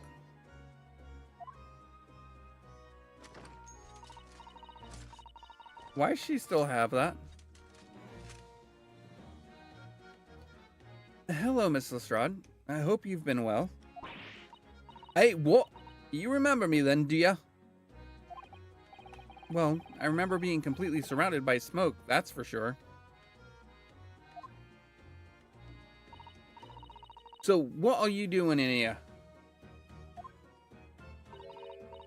Down and out like the rest of us? Nothing to eat? Come to pop that black weasel? Sorry, coat you have. Coat have ya?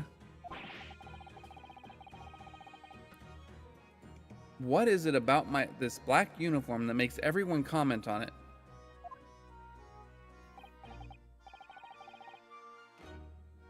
Oh, good day, unless I'm much mistaken.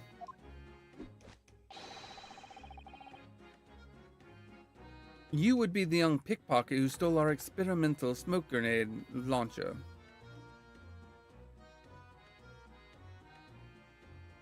You realize that guns were at first referred to as hand cannons, right?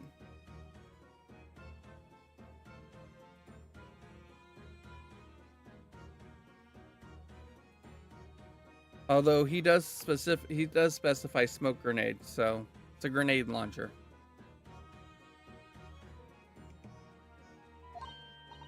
Ah, Mr. Sholmes. So, you have something valuable to pawn, have you? So you have something valuable to pawn, do you? Allow me to see the article, and I shall negotiate with Mr. Windibank on your behalf. Pull the other one. I don't need no help from you. Some stuck-up D. Details. Get out of my business. Go on, or I'll make trouble for you. As you wish, Miss Lestrade. I'll happily remove myself from your presence.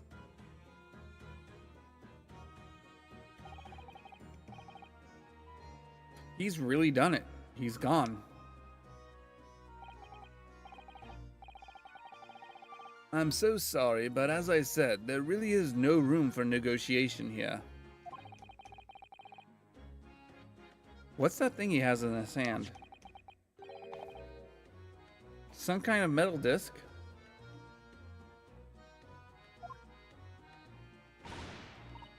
And you go on, leave me alone. Oh, Miss Lestrade, just pretend we aren't here. We shan't be offended in the slightest.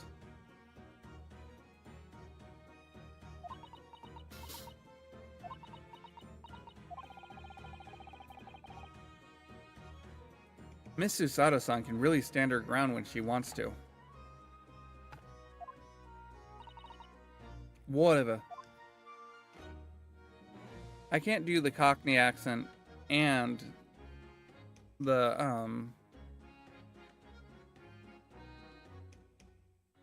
and a feminine voice at the same time. It's too difficult.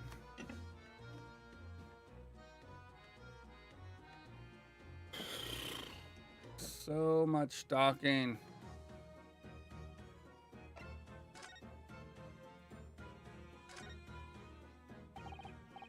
Somehow I didn't really think you were the sort of person who'd use a pawnbroker as Miss Lestrade. Yeah, well, I am, alright. I'm a Londoner just like everyone else. That's the problem, isn't it? No, not at all. It's just that, well... Oh, I get it. You know what you're thinking. I know what you're thinking. That thing probably don't even belong to her. Probably got it on the dive, didn't she? Yeah, I can see it written all over your Chevy Chase. Well, I might have been thinking something along those lines.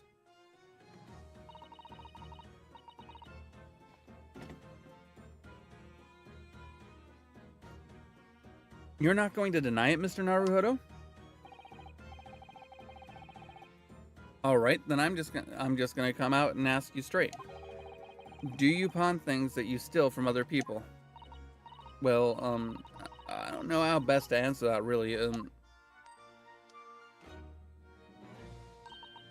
Suppose sometimes. You're not going to deny it either, Miss Lestrade? Hey, honesty's a good basis to build a relationship. But not this time, alright? I swear. That thing belongs to me. Yeah. The disc that Mr. Windabag is holding? Perhaps we should see what he has to say about all this.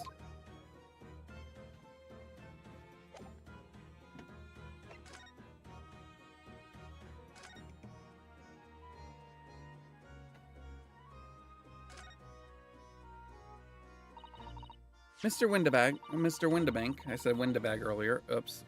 Wrong character, wrong game. What exactly is this metal disc that Miss Lestrade has brought in? It seems to have hundreds of tiny little bumps on its surface. Oh, this is a music disc, you see, for use inside a music box. In a music box? What? You don't even know what a music box is? You Eastern Lord ain't too savvy, eh? I know what a music box is. I've just never seen one of those discs before.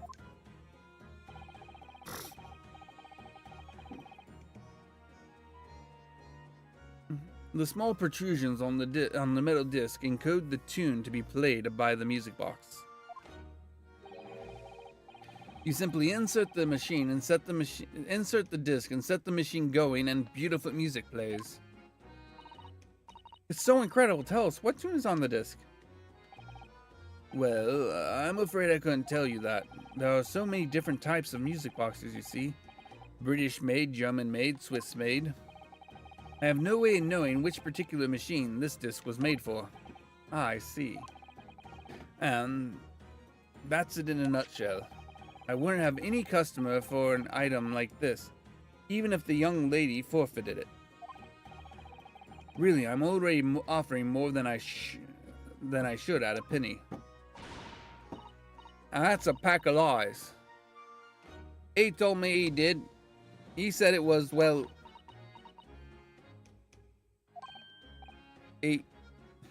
Who? Never you mind. It just ain't right.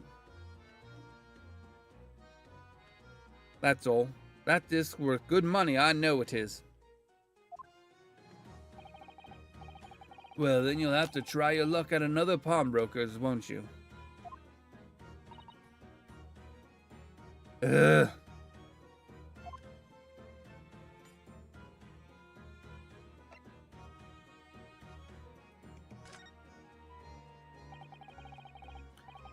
She's been in here before, of course.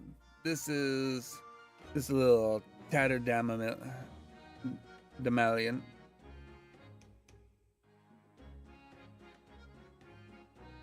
Tatterdemalion? I have no idea how to say that.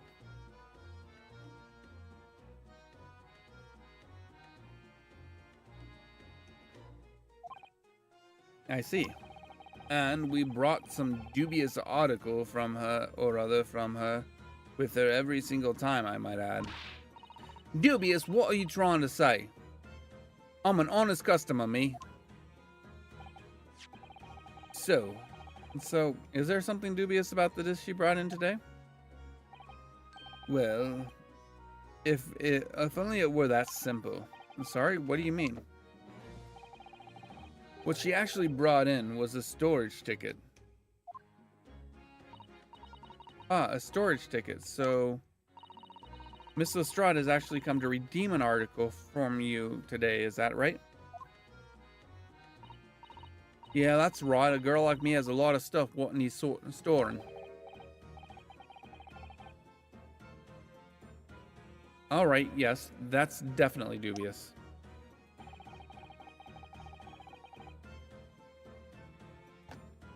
The article in question would have been forfeited at midnight tonight. But as she gave me the ticket for it and repaid both the loan and the interest, I was obliged to return the article to her. But what was the article? Do tell us, Mr. Windybank. Keep wanting to say Windbag. The little scamp is wearing it, ma'am.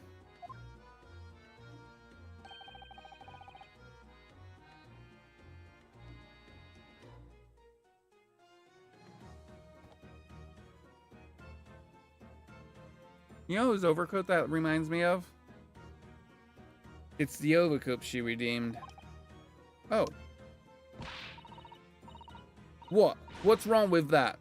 It fits, don't it? I mean, it's mine, so of course it does. So what about the disc then? How does that come into all this?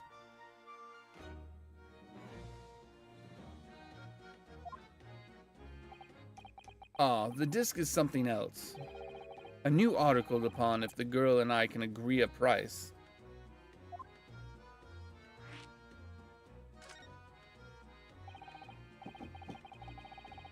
I'm confused. I thought you said that Miss Lestrade brought in the storage ticket today.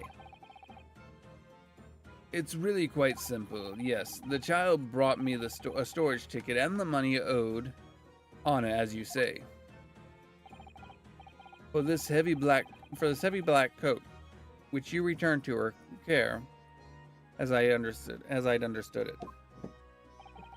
That's right, yes. And rather unsurprisingly, as soon as the little ragamuffin put the thing on, she went rifling through the pockets.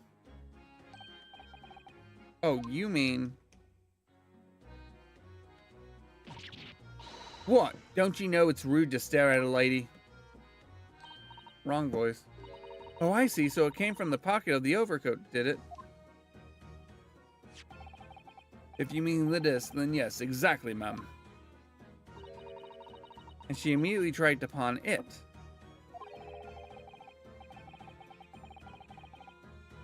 For quite a high price as well.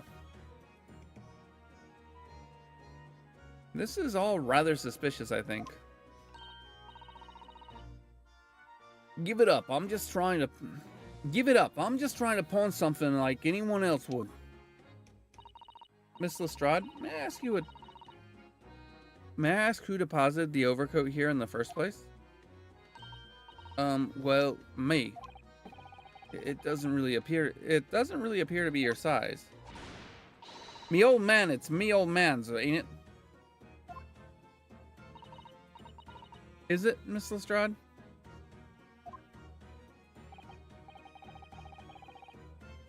Yes, this is definitely all rather suspicious.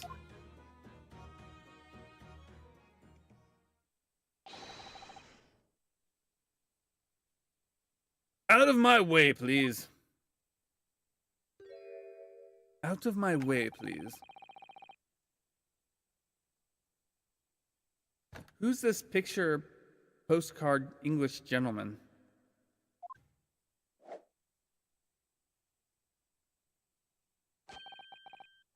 Good day to you, ladies, gentlemen.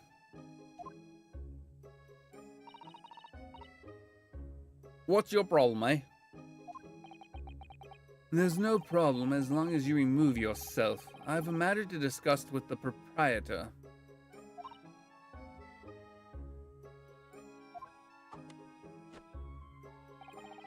And if you intend to make a problem of it, I shall see you outside, little girl, for the hiding you deserve. Look, ain't it obvious? I ain't done talking with him yet. If you think you're such a gent, you should know how to wait in line. Well, you are an impudent little brat, aren't you? As well as a pickpocket. Eh? Who are you? How do you know who I am? And the question is, how do you not know who I am? You haven't the courtesy to even remember the faces of your victims, it seems. What? You mean from you? Broker? Yes, sir. I believe this filthy pocket thief has just redeemed an article from you, no?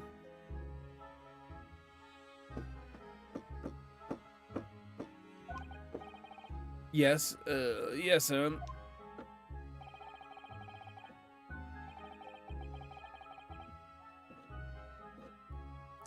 The article in question belongs to me. I demand for it to be returned at once. Oh my. Now that's a lie. What are you trying to pull? Give me back my overcoat, you wastrel. And needless to say, any music box disc too.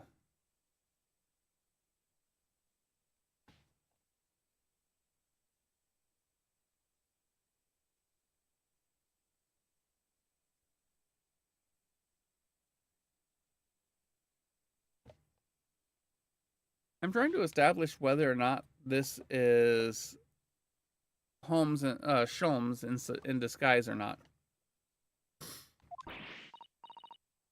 No, you can't have it. You just can't. It's me old man's, or it was. Now it's mine. Goodness, Mr. Naruhodo. This is all very awkward. This is a very awkward situation, yes. I think we should hear both sides of the story in a little more detail.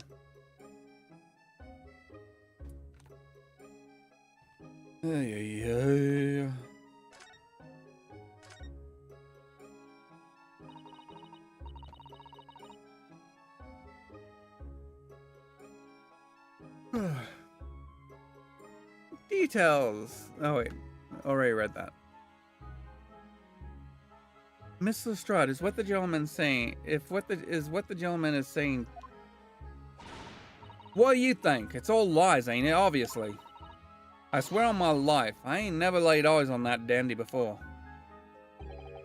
Let's hear it now, you little ragamuffin. You stole it, didn't you? That ticket you brought in here just now. No, I swear it. I swear to God. It was barely an hour ago I walked along the street, minding my own business, when this little gutterling ran into me. I knew at once what had happened. I'd been robbed yet again, I thought to myself, those wretched pickpockets. Yet again? Oh yes, as you can see, I'm a man of impeccable style. This isn't the first time I've been targeted by these back slum scoundrels. Now then, relinquish my overcoat. Come along now, Miss Lestrade. Give the good gent his coat back. If you're going to cause trouble, I shall have no choice but to call the police. Hold on. Why does everyone thinks it's me?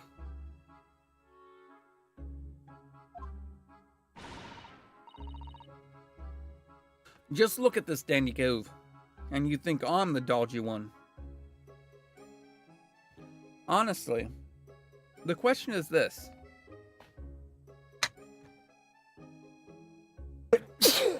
How...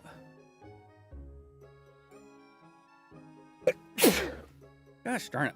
How would she have known? It's possible the ticket has that information on it, how much is due to recover the item. Thank you, Pokey. But how would she have had the sum of money on her?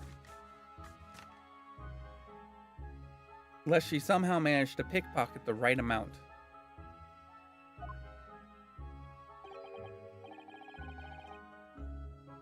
I'm sorry, but no one's going to believe you. I'm sorry, but no one's going to... I lost that voice. Well, what about evidence, yeah? Where's your evidence that I've stolen something, eh? Come on, let's say it. Oh, I have evidence, naturally. You what? And what is this evidence? Evidence that the article Miss Lestrade redeemed actually belongs to this gentleman? Of course, we need only consult Mr. Windibank's ledger to know the truth. We'll be able to look up the name of the person who deposited the article in the first place. Yes, brilliant!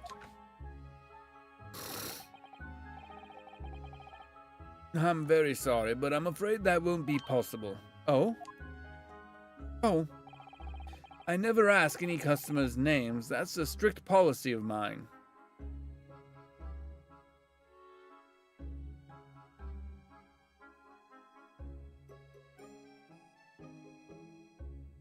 I'm sorry, what?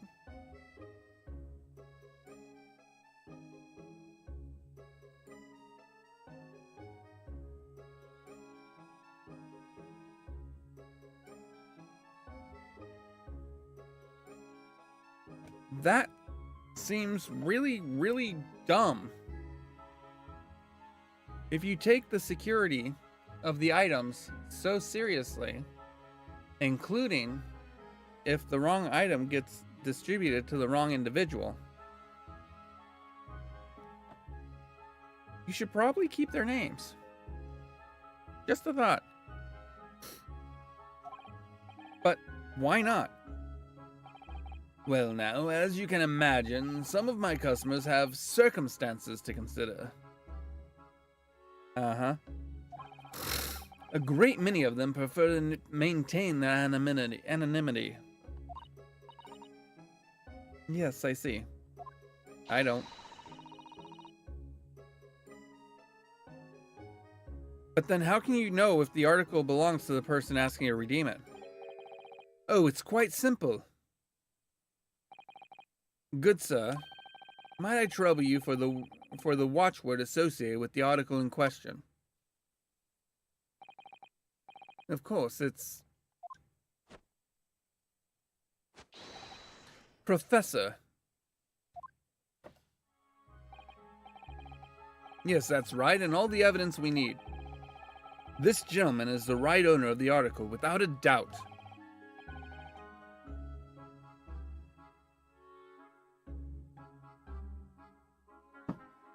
I don't think that that's a particularly good way to do it, for reasons. And really, he should have asked her first, and then asked him.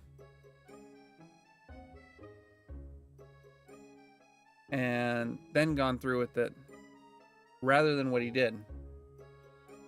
Just a matter of opinion. A watchword, interesting.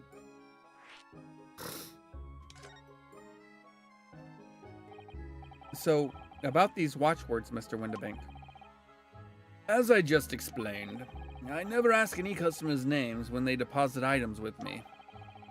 There are many reasons why. Certain customers would like to keep their activities secret.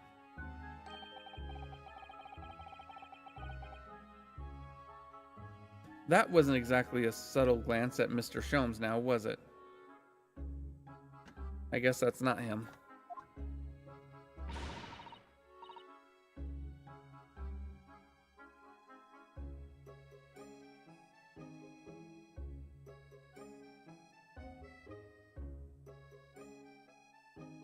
You barely know the man. You barely know the man. Great detectives have no dark secrets, none at all. Yes, well, anyway, that's why I always ask for a watchword whenever I accept a new article.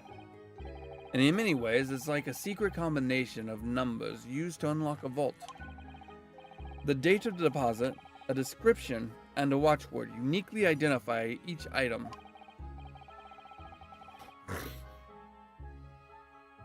And then, of course, I give the storage ticket to the customer.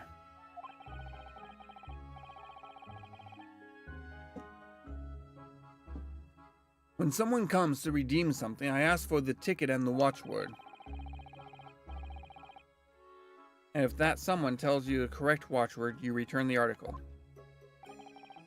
That's right, yes, sir. Just as soon as the requisite fee is paid.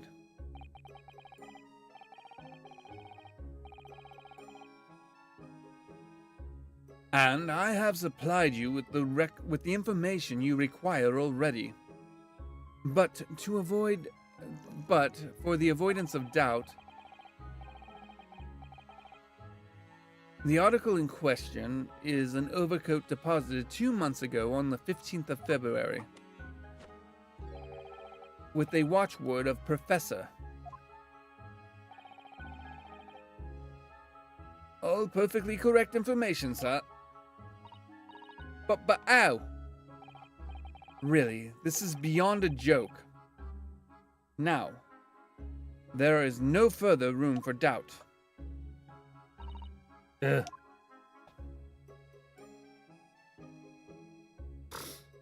I disagree, because she had to have furnished the watchword when she redeemed the ticket then.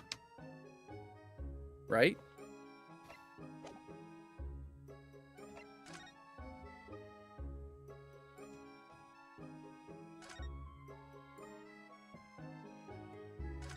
Picture postcard gentleman. Excuse me, but who are you? One would expect the inquirer to introduce himself first. Though clearly you are not British, so perhaps our ways are foreign to you. Oh, sorry, yes. We're from the Empire of Japan. We're studying here. Oh yes, Japan. I've heard talk of the place.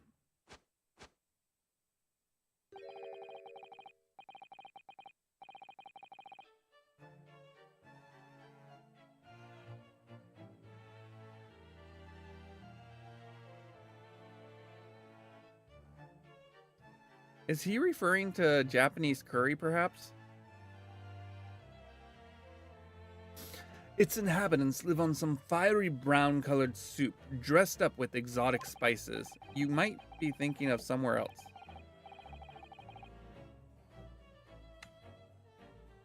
And what was that theatrical gesticulation about? Perhaps. Anyway, you are a gentleman, sir. You offer your own name first before inquiring after the name of another. Of course, yes. I'm Ryonosuke Naruhodo. I'm a lawyer, well, a student of law, really. My name is Susato Mikotoba. I am Mr. Naruhodo's assistant. I see. My name is Benedict. Yes, Egert Benedict.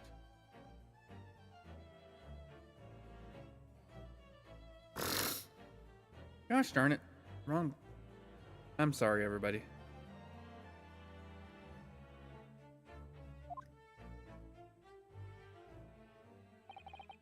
Enchanté. He's so refined in how he holds himself and how he speaks. But that name is suspicious.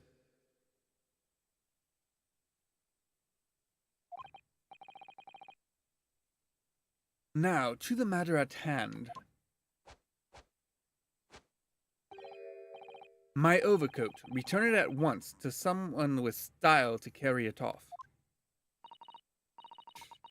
Every move A makes, every breath A takes. I can't stand watching him. I appreciate the musical pun.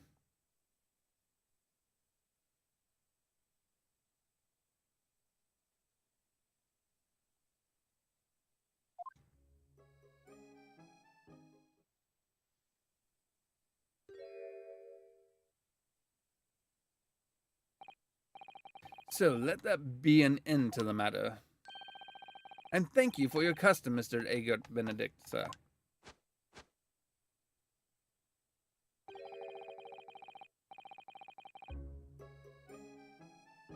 With such reasonable rates of interest, I may even decide to come back. This is why I ate grown-ups. Just because I'm a diver, everyone thinks that makes me a liar.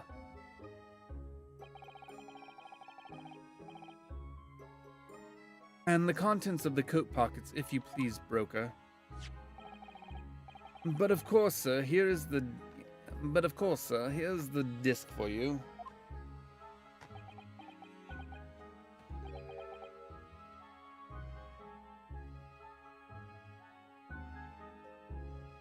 Just this one? Pardon, sir.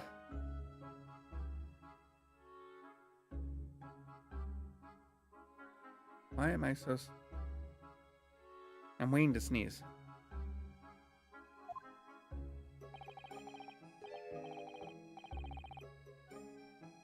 I was expecting another. That is, I deposited another.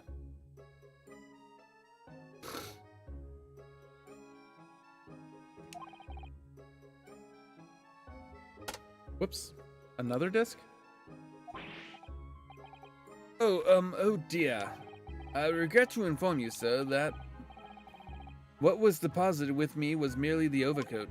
The disc happened to be in one of the pockets, but I was completely unaware of it until now. So, Gutterling, you're hiding more of what's rightfully mine, are you?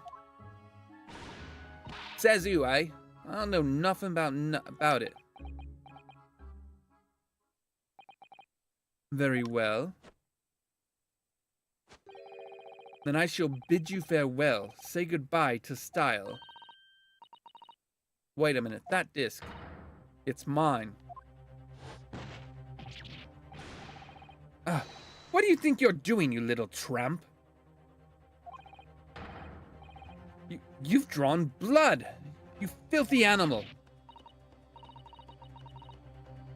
Oh my, yes, there's blood on the disc.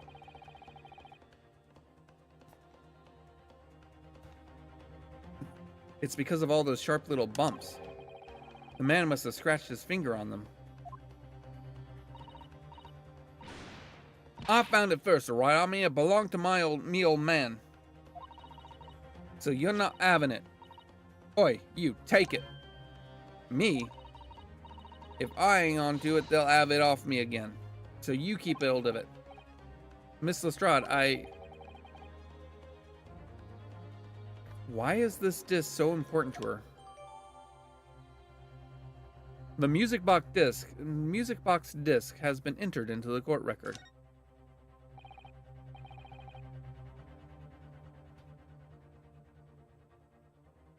You there in the black livery. Hand that disc to me at once, please. No, don't. He's lying. Grown-ups are all liars. Ugh, what to do now? How am I going to resolve this?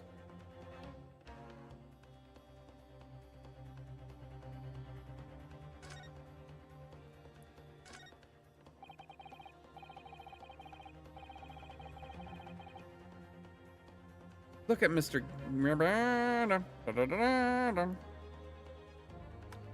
Look at Mr. Windibank, watching diligently over his shop. There are still so many things I'm curious about. But somehow I don't really feel like this is the right time to be browsing.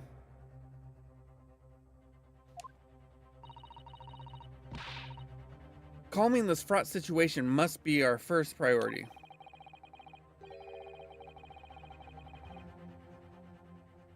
And I'm fairly certain we can find just the great thing we need among the articles here in this shop.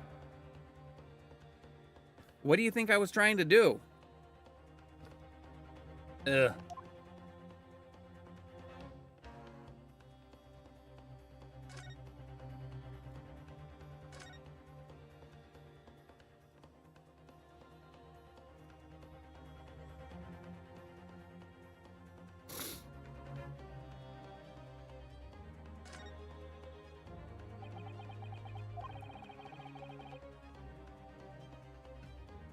Mr. Windibank's clearly at a loss here. We have to do something about this before he reaches for that revolver of his.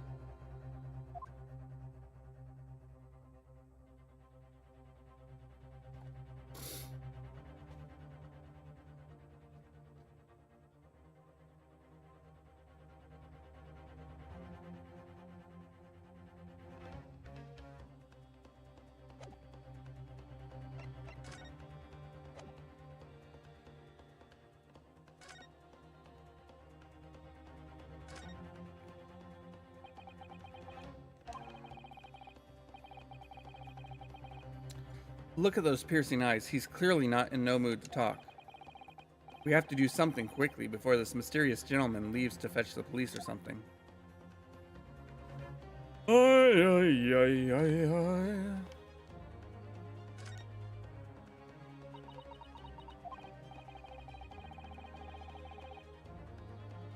Wow, Miss Lestrade is really looking daggers at that mysterious gentleman. We need to do something to calm things down before she loses control and attacks him again.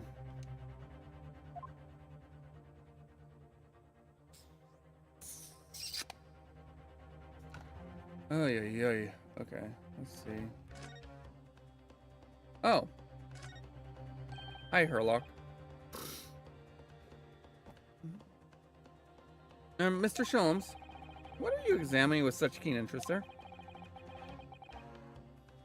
Are you enjoying a bar of caramel, I see?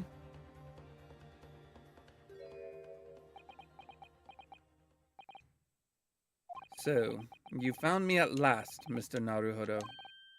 Sorry. After that young pickpocket sent me away, I was forced to lurk in the shadows. Truly ostracized as the rest of you partook in the jovial atmosphere of fellowship.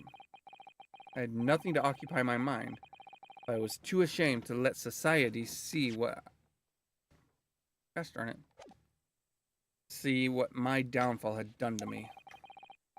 So feigning mock interest, I pretended to examine the tedious trinkets in desolate display, whilst you shrewdly observed, whilst as you shrewdly observed, gnawing on the only friend I have left, the 7% solution of caramel. Pray, do you claim to understand the depths of my despair, Mr. Naruhodo? But how could you? I was so lonely, so desperately lonely. Then why on earth didn't you rejoin the conversation? Things have gone from bad to worse here, you know. Yes, I overheard much of your conversation. Or rather, in my craving for human contact, my ears devoured every word that was uttered. You really were sad, weren't you?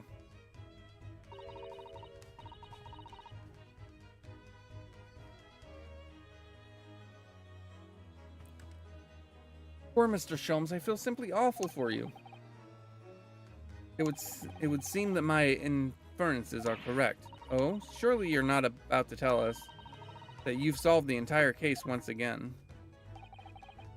My dear Madden, sometimes I wonder were my genius for deduction to be commoditized, how much I could pawn it for. Commoditized.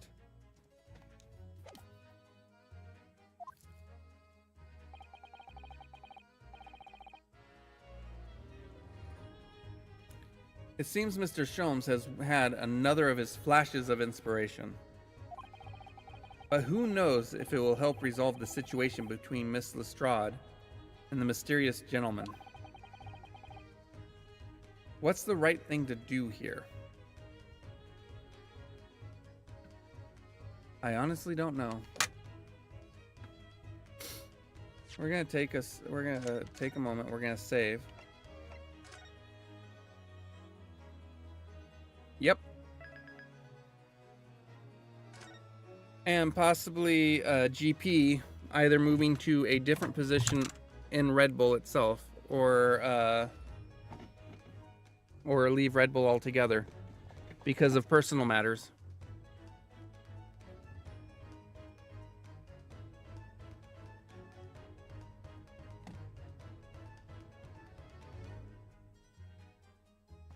But I need to do a quick break. Give me a few minutes. I appreciate everybody's patience. Let me get out of this so I don't accidentally do something foolish.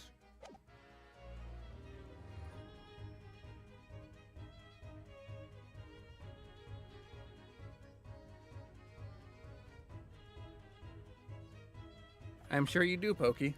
Most people do.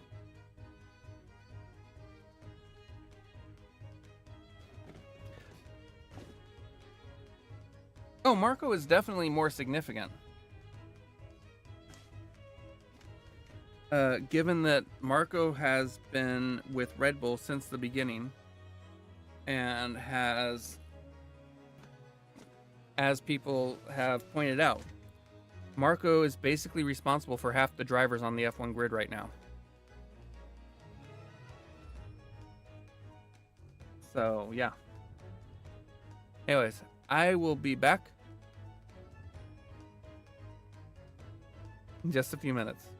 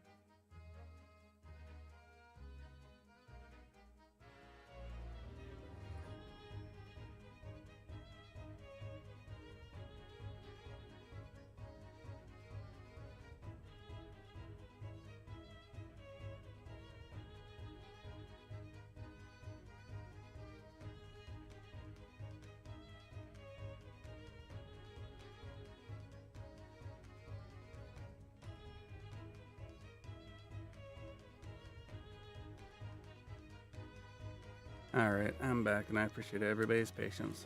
I should have waited till after I opened this. Sorry about that. But no.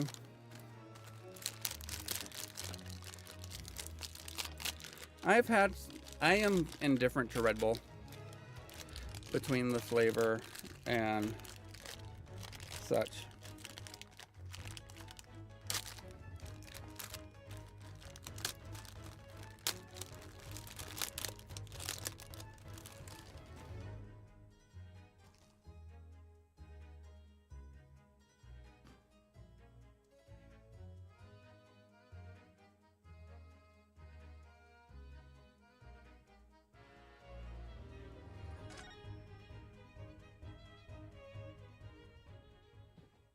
Let's see what his seduction has to say.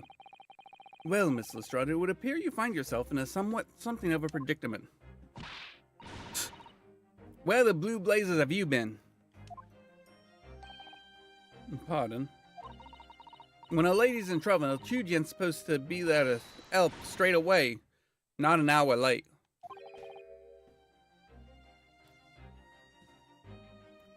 Harsh.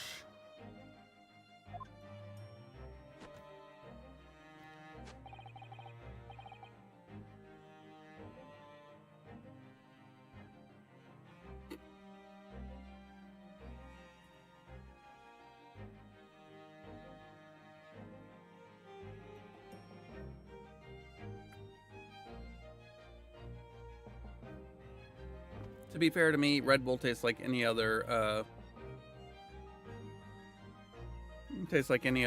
energy drink. And who, pray tell, are you?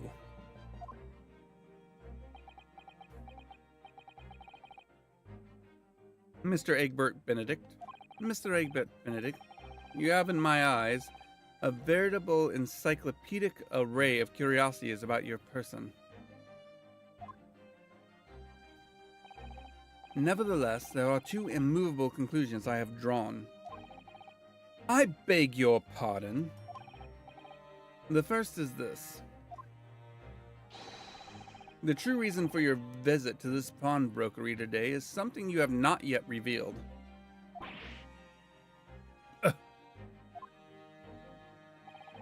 And the second is this. A considerable crime is in contemplation. One you will orchestrate with intent to steal a vast sum of money. Well, Mr. Benedict, what say you to my deductions? What?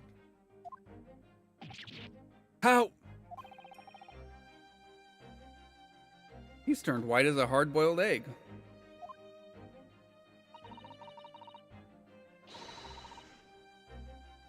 It would seem once again, Mr. Sholmes has made a flawless deduction. Has he?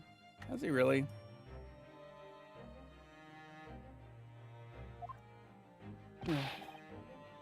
I should probably stop using this.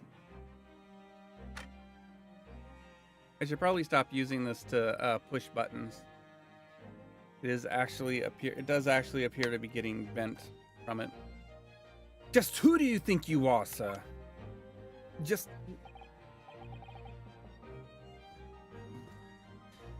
who do you think you are, sir? Oh yes, as I'd hoped. As I hoped.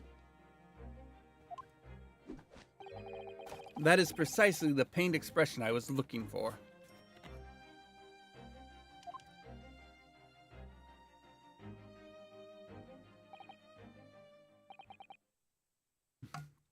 So, shall we begin? Are we ready to start the deduction extravaganza or whatever they call it?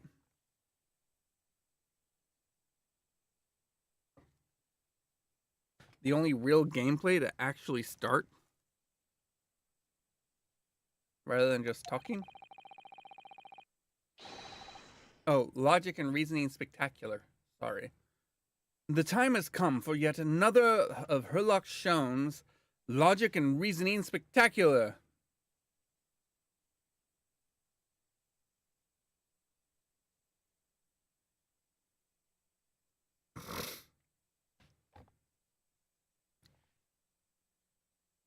Deductapalooza?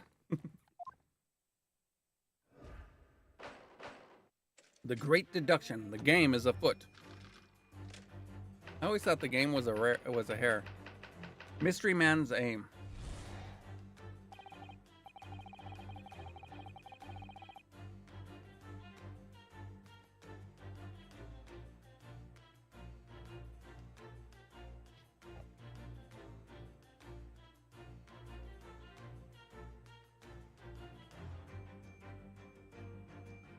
First of all, we must ask ourselves on what business you've ventured to this pawnbrokery today.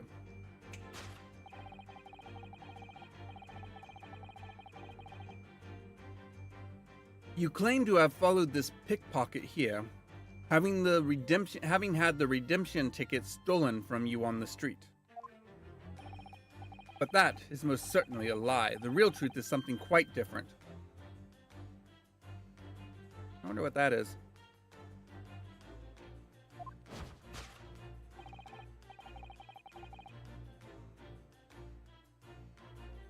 Is there a Pawn Richer? There might be a Pawn Richard, but I don't think there's a Pawn Richer.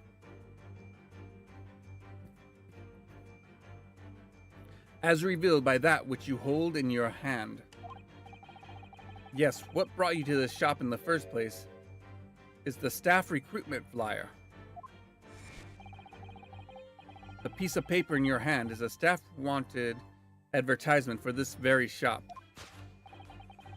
Yet even the most unobservant would soon realize that a man of your appearance is in no need of such employ. In other words, there is some ulterior motive to your actions.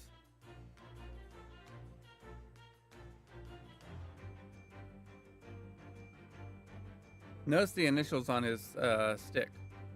AG.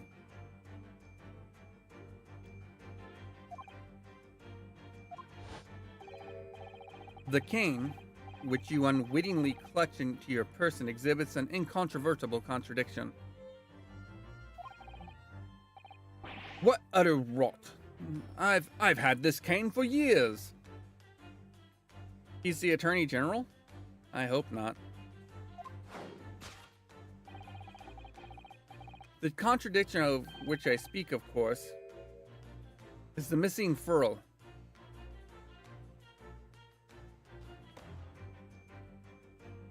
Really? The end of any walking cane would be terminated with a metal ferrule to protect the wooden tip. I mean, that too is a problem.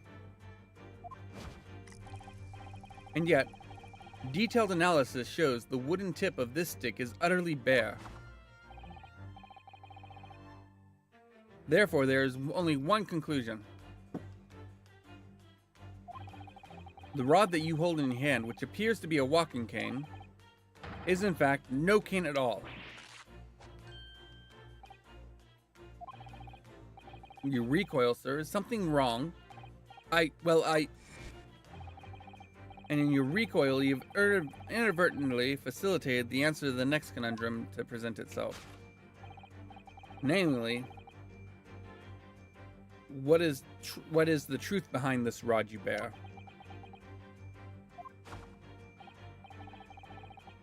Yes, your reaction betrays the truth. The handle, which you evidently would like to conceal, is the key to understanding this riddle. I mean, it does look like a shovel handle. A very fancy one, but one nonetheless. You see, from the moment I saw it, my suspicions were aroused. What walking cane demands such a stout handle, mused I. But of course, as I said, this is no walking cane. No, that rod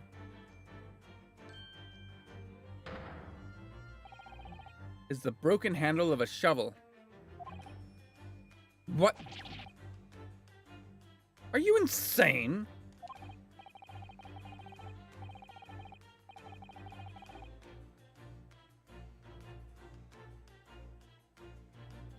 And now, having determined this undeniable truth, the conclusion is clear. Your true motive for coming here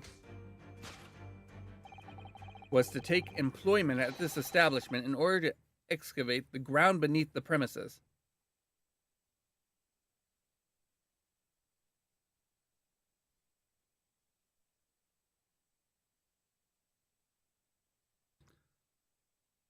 Ay, ay, ay.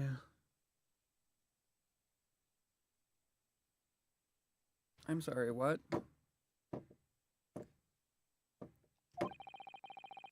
What a calculated crime you have conceived, sir. A wickedly calculated crime.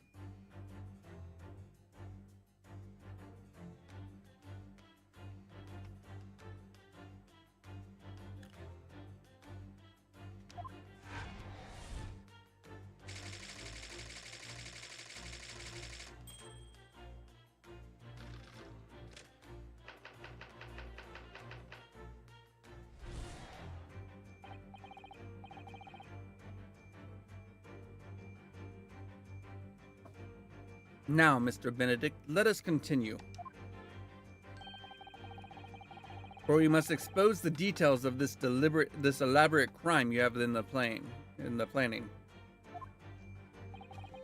This is utterly absurd.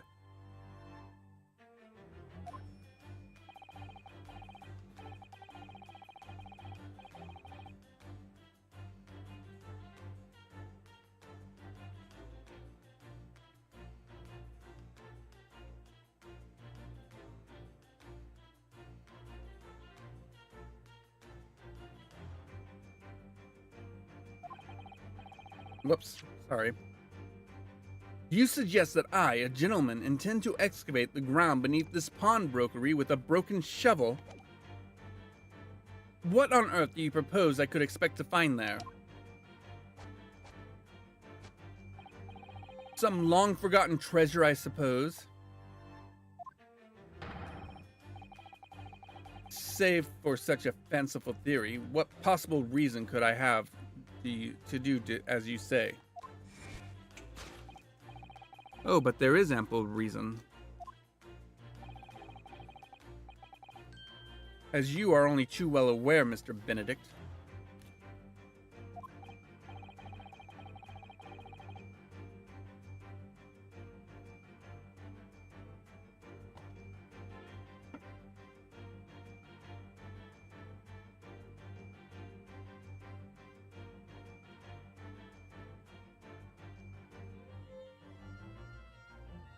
Ah, and your furtive glance is even more telling than I could have hoped. What?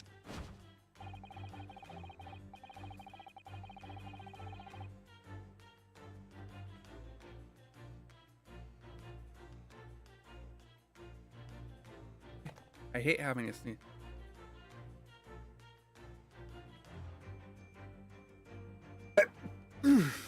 Dang it, about time. Let us consider what would motivate a man to infiltrate a shop such as this and covertly dig beneath its floor. The answer is revealed by the council notice on the counter, which your eyes were inadvertently drawn to. I think it's more likely the ticket book.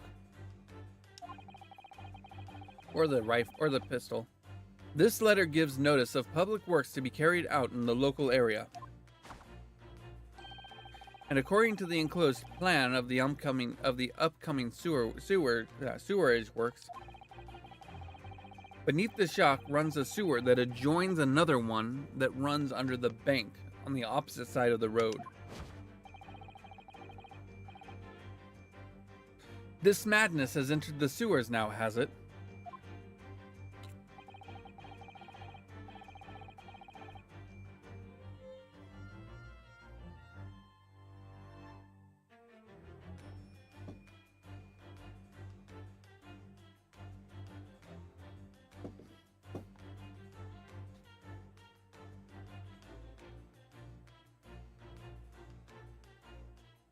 These two Mario Brothers now? Who knows? By excavating the ground beneath our feet, you would gain access to the waterway that flows in very closely flows in very close proximity to the great vault of the financial institution opposite. What are you? In summary, sir, you devised a master plan to pull off an elaborate bank robbery by dint of the underground tunnels. Master plan? Which brings us at last to the final chapter of this lurid scheme. With what plunder did the thief hope to make off from the underground vault of the bank? Are you quite serious? Having consulted with Scotland Yard some days ago, I happen to know the answer. But naturally, the answer is no secret to you, is it, Mr. Benedict? I have no idea what you're talking about. Allow me to present a rather interesting piece of evidence. You see, this picture postcard tells us what we need to know. A postcard of the Great Exhibition. I'm afraid you've quite lost me. Currently, in the final stage of preparation, the Great Exhibition will soon be underway. And the government has provided extra funds to complete its centerpiece, the Crystal Tower. Funds that currently sit in the vault of the bank on the other side of this road. Pardon?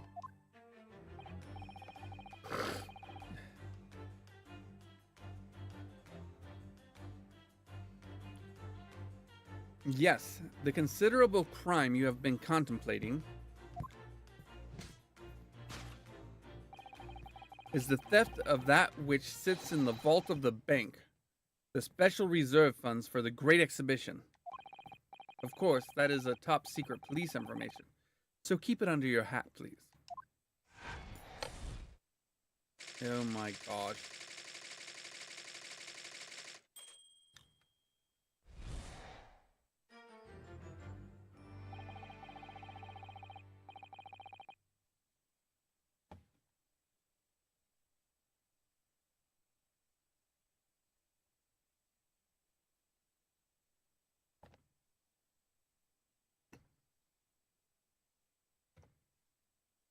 Thus concludes Herlock Sholmes' great deduction of this pawnbrokering puzzle. Mr. Sholmes? Well, Mr. Naruhodo, an impressive upbeat deduction for a detective racked with loneliness, wouldn't you not agree? Was it true what you said about the bank over the road and what it has in its vault? Indeed, though if you know of its existence, it is one of the government's most closely guarded secrets. Gregson told me in the strictest confidence. So you just... But you just announced it here, to everyone here. Rather loudly, in fact. Ah.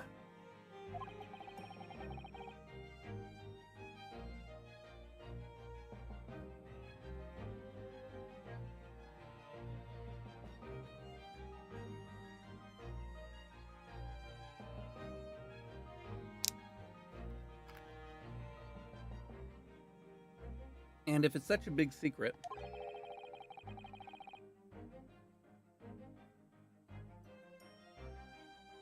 how would Mr. Benedict have come to find out about it?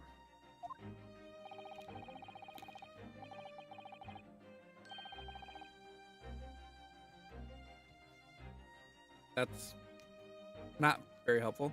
There can be but one explanation for that. Clearly, it is because the man is a criminal. But what if he didn't know anything about the money in the vault? And if he is a criminal, as you said, then buying a brand new shovel is sure to be the first thing he does now that you've revealed the secret. Oh.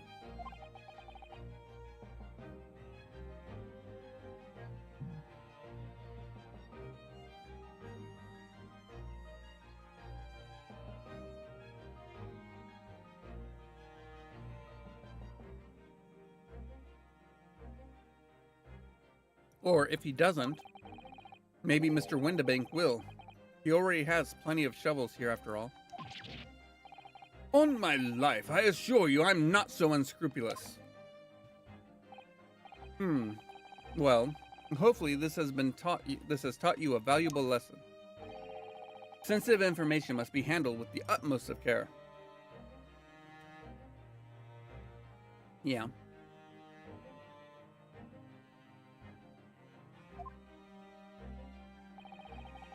One can never be sure that someone privy to secrets won't disclose them, and once the word is out, it's out. Perhaps I'll think twice about confiding in you next time, Mr. Sholmes.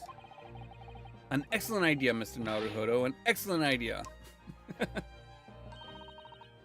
Well then, Mr. Naruhodo, you know what to do, I'm sure. Yes, let's listen to that great deduction again and see if we can massage it into shape. Very well then, let us start once more from the beginning.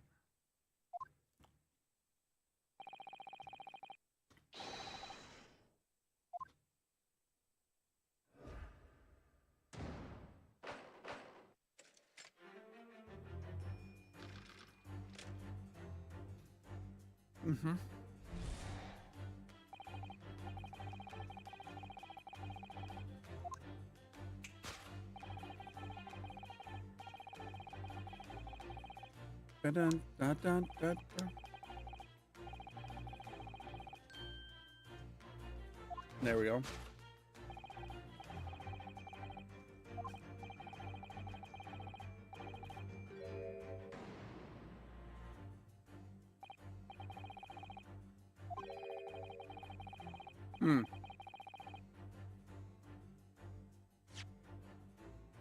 I'm sorry.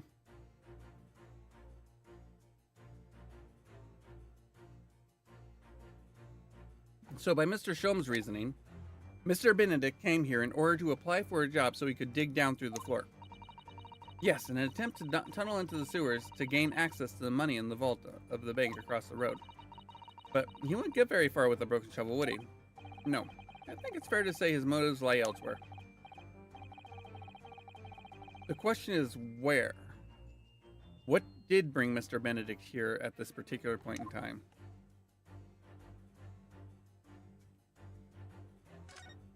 What is that?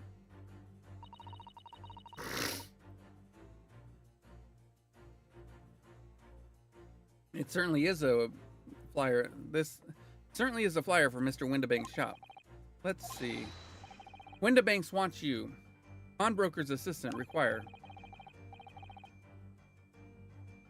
It's an eye-catching advertisement, that's for sure. I've seen the same flyer up here inside the shop, I think. Perhaps our Mr. Windibank is always in need of more staff. So Mr. Benedict came here to apply for a job? That's just too hard to believe.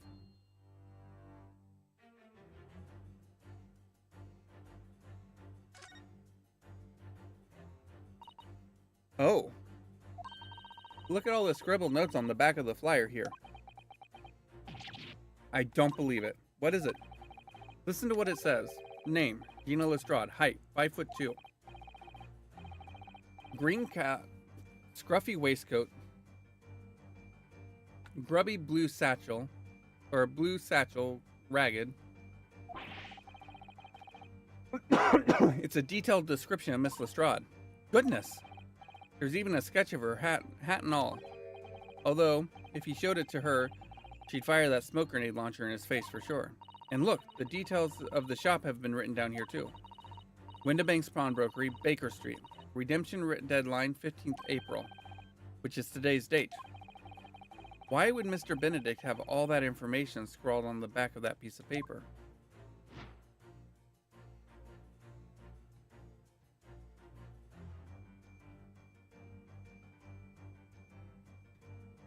Take that!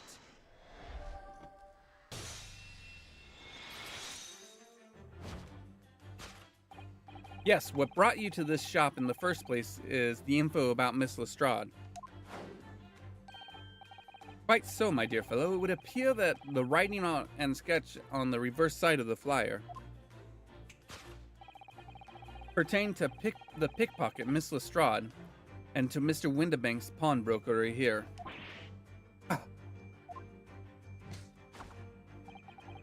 You originally told us that you had merely given chase after Miss Lestrade stole the redemption ticket from you.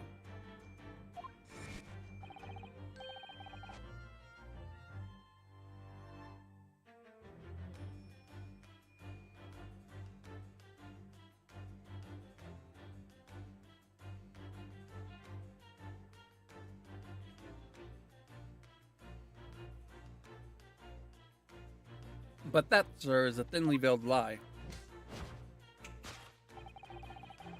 It is the information on the back of that flyer that led you here today. And by which I mean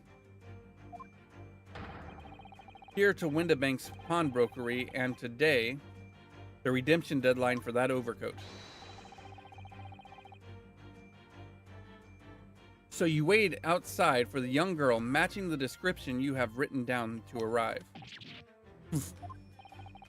And you have gone to some lengths to hide the reason for your pursuit of Miss Lestrade. In other words, there is some ulterior motive for your actions.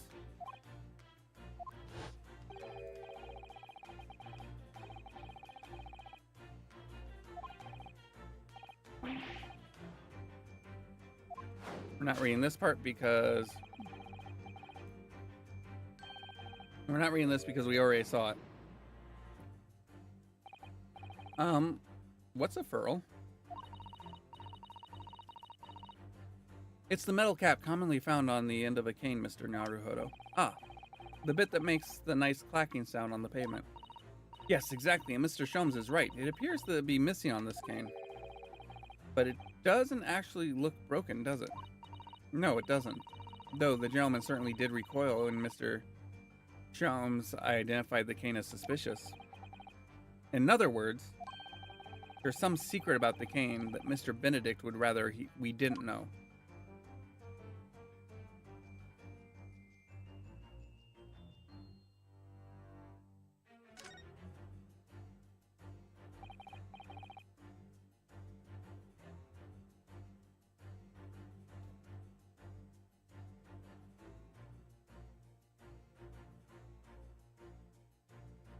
Look here, Miss Susato. There are some letters on the handle. Ah, yes, those must be initials, I think. In the West, it's customary for people to engrave their belongings with the first letters of their names. So, Sherlock Sholmes would be HS, you mean? That's right. But the initial in this cane are obviously... Oh. AG.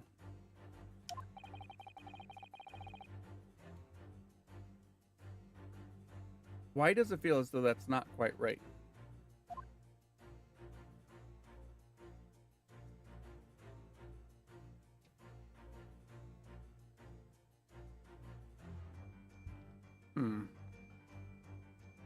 I didn't see anything on the back of it. Yeah, there's nothing on the back.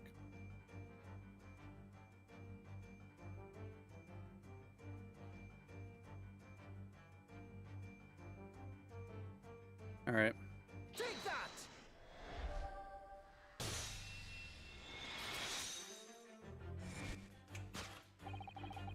The contradiction of which I speak is, of course, the initialing. A most astute observation, wouldn't you say, Mr. Eggert Benedict? We are led to believe, sir, that your initials are EB. Yet in a most possessive manner, you hold your grasp on a cane bearing the initials AG. Another incontrovertible contradiction indeed. Would you not agree? No, you're wrong. This cane isn't... You said before that you had this cane for years. So don't try to tell us it's just borrowed from a friend or found in the park. In short, though you hold yourself to be a gentleman, you have withheld your true name.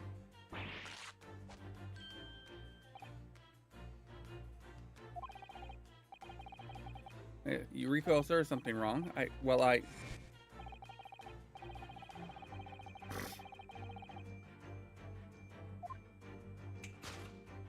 Okay. Raji Bear.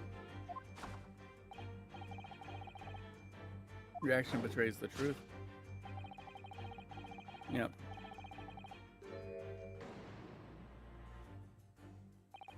Let's consider the bare bones of what happened here. Miss Lestrade redeemed that fine-looking coat, and now a mysterious man has appeared, introducing himself with a fake name, and claiming that the overcoat belongs to him. But we know that he actually identified Miss Lestrade from a written description, which suggests that everything else he told us is untrue. So what we need to do here is somehow prove that the overcoat cannot possibly belong to him.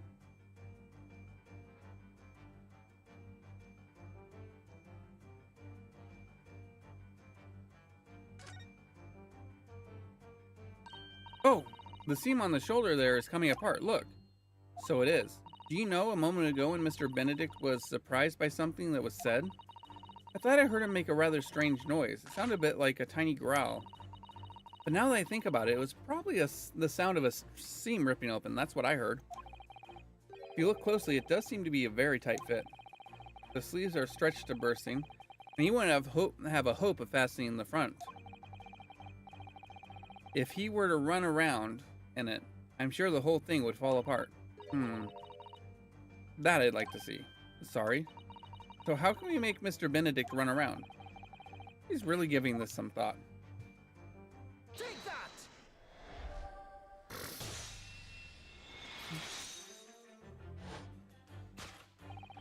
The split seam, which you conveniently would like to conceal, is the key to understanding this riddle, you see. Yes, because the overcoat is rather obviously a poor fit.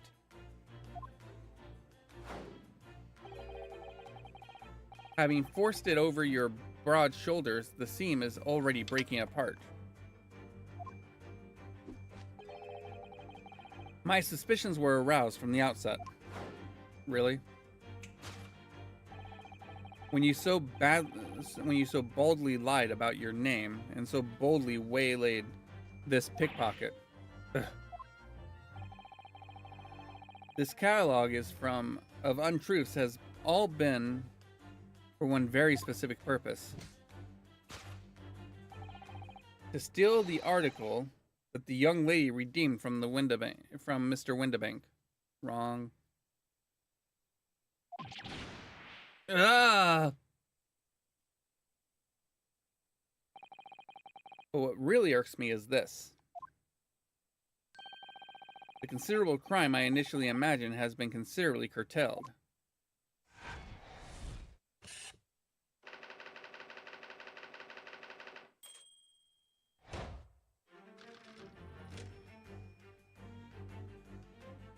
Time for the second part.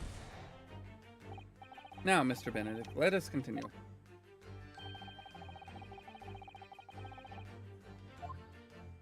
Uh-huh.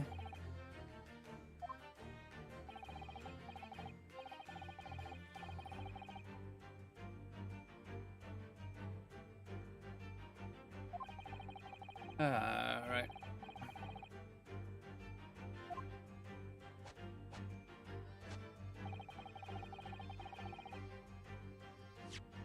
Okay, this is different. This is utterly absurd. You suggest that I, a gentleman, designed a wheeze to filch some tawdry article of punch. Have you forgotten that I redeemed the article in the proper manner using the watchword? How could I possibly have known the relevant details? Time to upset Vanderbeest. Ne sais pas.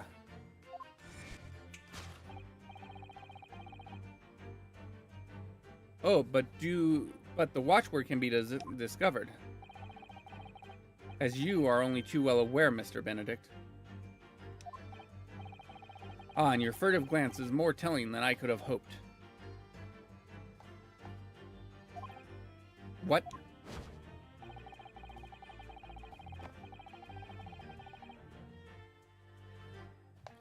Let us consider how one might come to learn a secret watchword relating to the pawn property of another.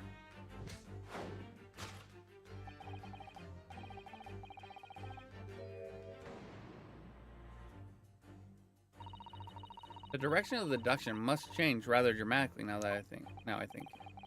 Yes, no more talk of tunneling into the sewers, which is a pity because it all sounded rather exciting. I screwed up earlier when I was reading one. Anyway,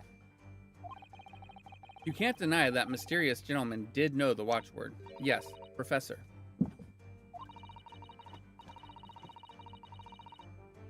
If you didn't know that watchword, Mr. Windibank would never have allowed you to redeem the article.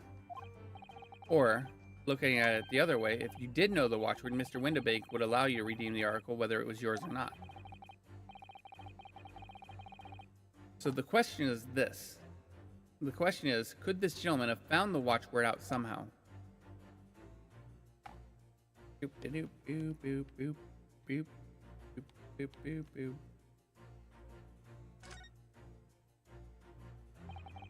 Look at this, Mr. Sato. Whoopsie. Whoopsie. Look at this, Miss Susato. Ah, it appears to be a memo that Mr. Windibank scribbled down to himself. Let's see, what does it say? Oh, Professor.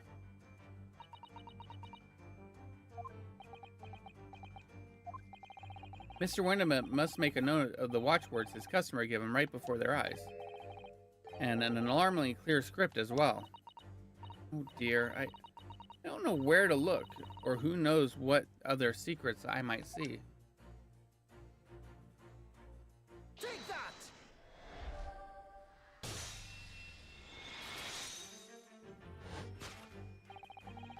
The method is revealed by the notelet on the counter, to which your eyes were inadvertently drawn.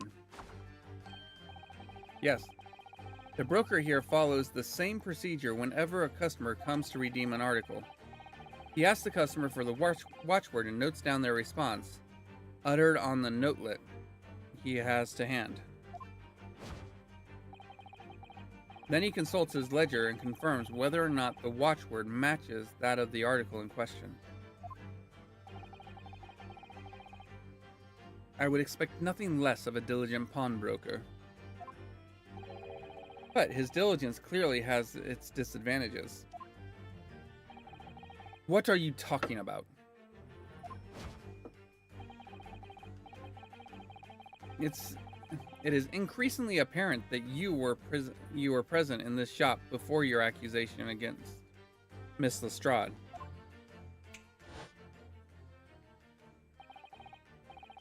In all likelihood, you followed her inside and then observed her talking to Mr. Windibank.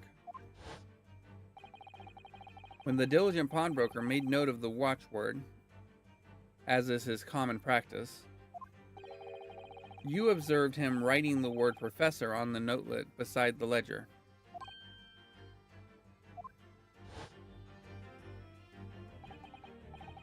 And that, sir, was the master plan you devised to steal the pawned article from the young Miss Lestrade. Master plan? Which brings us to the last and final chapter of this lurid scheme.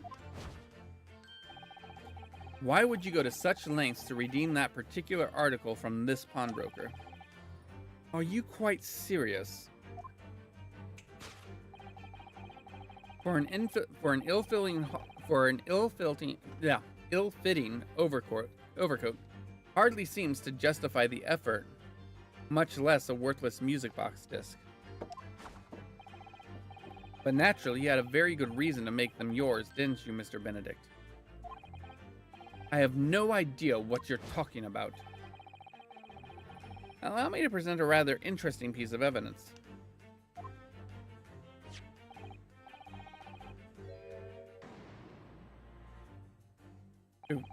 The article we're talking about are the overcoat and the music box disc that was in one of the pockets, which according to Mr. Windibank isn't even worth a penny. And yet this man went through such lengths to steal them. Why? I wonder if perhaps we already have the evidence we need to explain that, Mr. Naruhodo.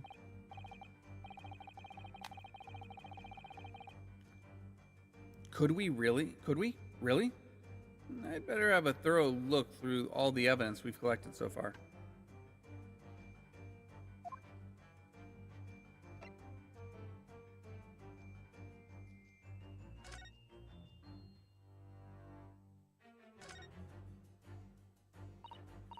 Oh, there's a little scrap of paper stuck on the reverse side of this disc. Look. And a scribbled word or two. It looks like somebody's name. Or McGilded. Or McGilded. McGilded? It couldn't be. But it is, Mr. Naruhodo. The name I shall never forget for as long as I live. The first case in which you weren't the suspect. But why? Why is his name on this? The music box disc information has been updated in the court record.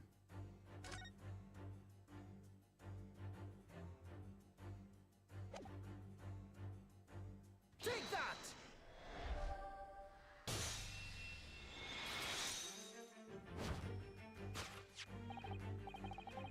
You see, this music box disc tells us all we need to know.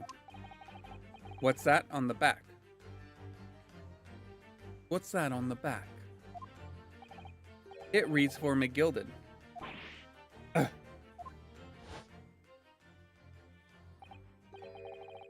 Ah, Mr. Magnus McGilded. The unfortunate philanthropist who perished in a curious circumstance at the Old Bailey 2 months ago. A prominent man in London, though his loan-mongering demonstrated a distinct lack of scruples.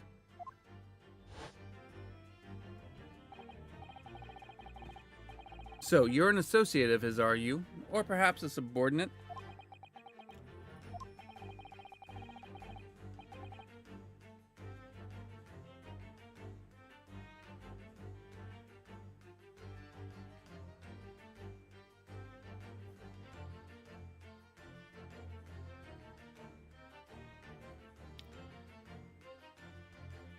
Mr. McGilded was a man of unusually small stature. In fact,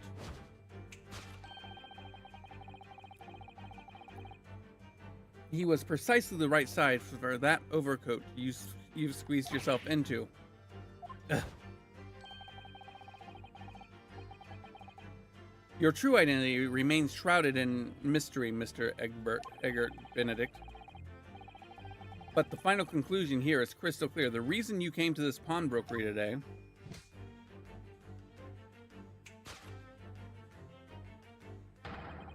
was to retrieve an article left behind by the late Magnus McGilded.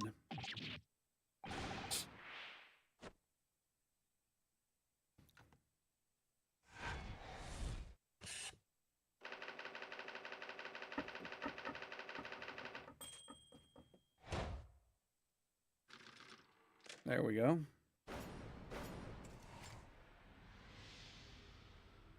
Elementary. A line never uttered by Sherlock. Well, well, Mr. Magnus McGilded. Not a name I expected to hear in these circumstances.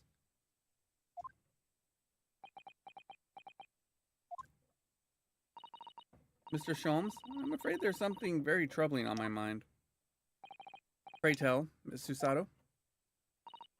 Well, according to what Mr. Windebanker told us earlier, today was the final day on which that coat would have been redeemed, was it not?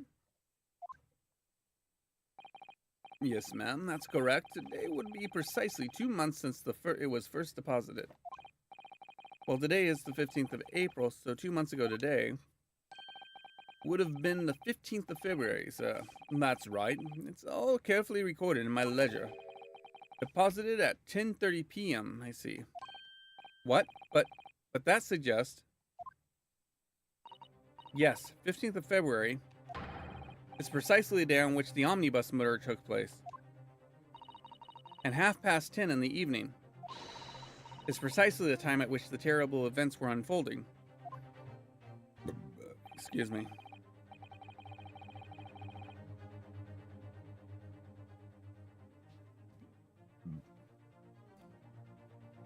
Suggestive is not the word. It would seem the matter is entirely beyond coincidence.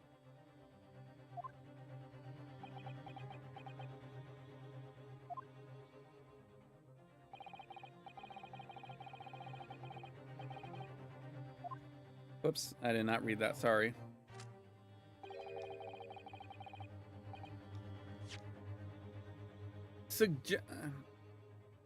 Whoopsie. Be right back.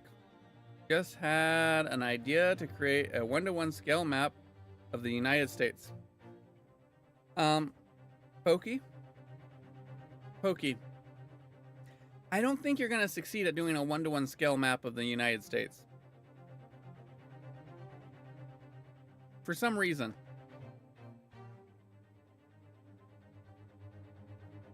Could have to do with the amount of material required. Or possibly the possibly the amount of land required.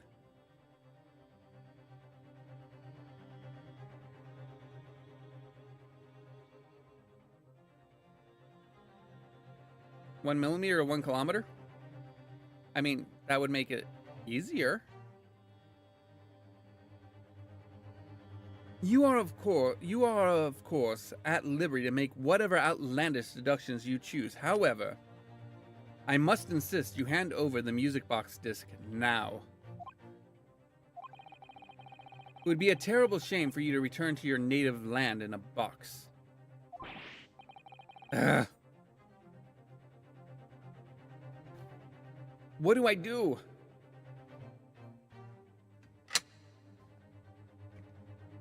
That was actually rather nice.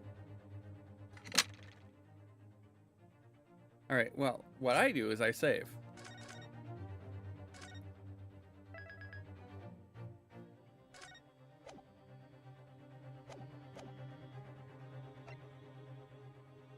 And then I say absolutely not and die.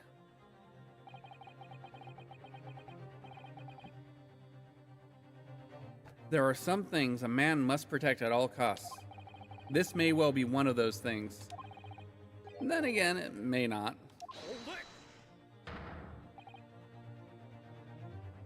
Hold it. Mr. Windibank. This is my shop. I can't allow any harm to come to my customers. If that were to happen, I should have to take my own life. Mr. Windibank, no. All right. That's enough. Inspector Gregson.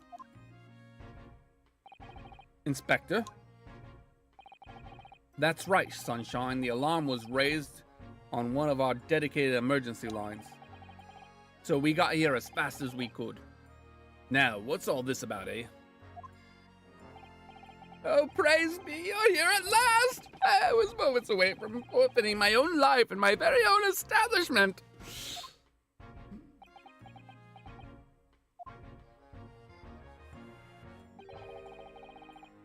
It would seem you have the upper hand.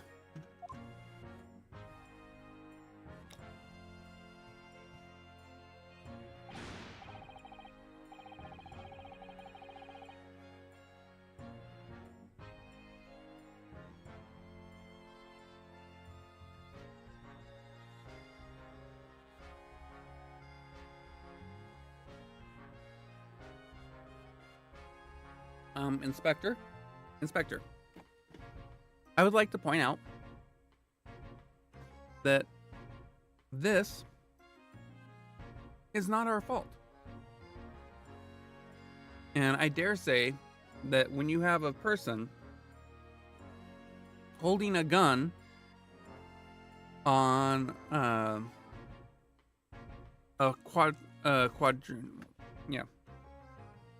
4 people, that's not some petty argy-bargy, as you put it. Right, you lot have some explaining to do. I don't appreciate being bothered with some petty argy-bargy. Petty? Thank you, Susato. Mr. Windibank very nearly met his end with his end. Yeah, by his own gun, as far as I can tell. Oh dear.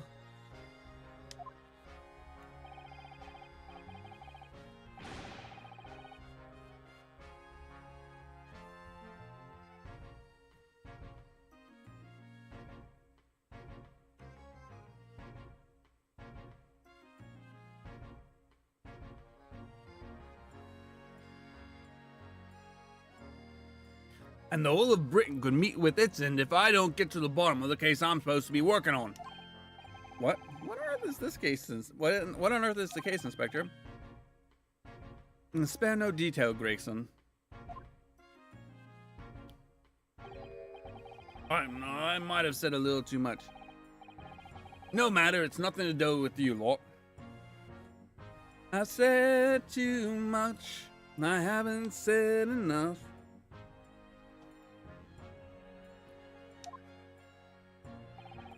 Anyway, sir, you're gonna have to come with me down to the station. But of course, Inspector. Ah! He's getting away! Get after him, lads! Whistle the beat officer, too! Sir!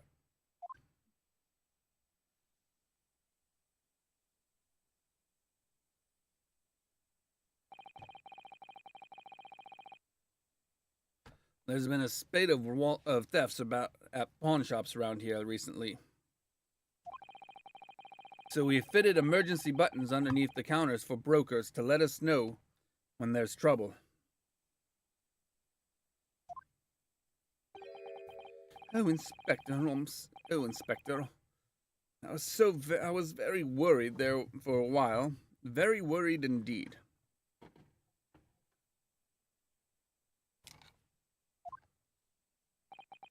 Now then, Mr. Permanently Ill in Mourning.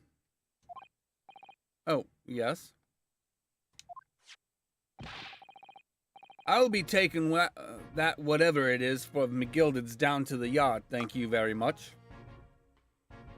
Why? So hand it over.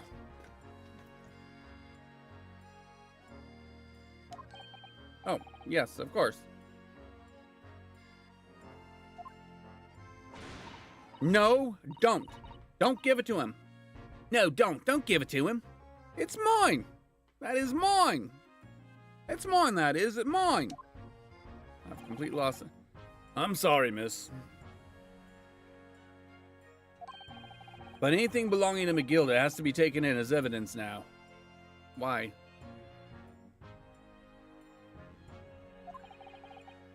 As evidence?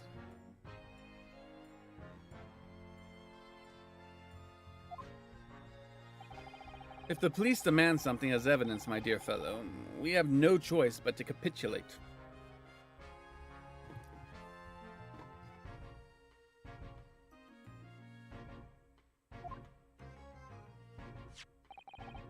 It's all yours, Inspector. Ugh.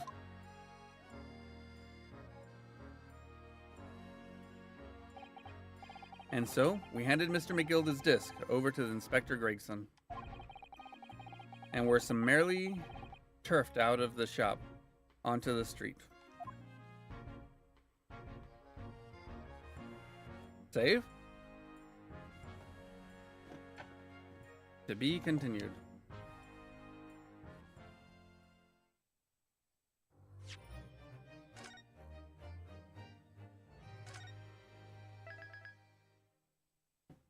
All right, and so this is where we are going to call it today because there's been a lot.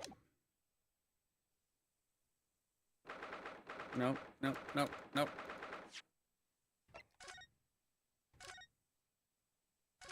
And I have to go. Yep. So much yep. Didn't get to any gameplay until right before the end. And yes, I know I had to make a choice at one point. One choice. I don't know. There was very little actual choice on this particular day. But we will continue it next week. Hopefully there will be more. But today we are going to call it a day. Exclamation point, game over. Game over, man, it's game over! Wrong genre. Anyways, with that, I do want to say thank you for watching. Thank you for spending your time with me. Yes, this game is very wordy and very much not to the point. Basically, everything that's the exact opposite of me. Tomorrow, we will continue Expedition 33. I will continue trying to find the things I have missed. And then on Thursday, Pokey, Kestrel, and I should be continuing Dokapon Kingdom Connect. And Friday will be continued Final Fantasy Tactics, the Chronicles of Ivalice, or Ivalice. I don't know how to say it. I'm sorry.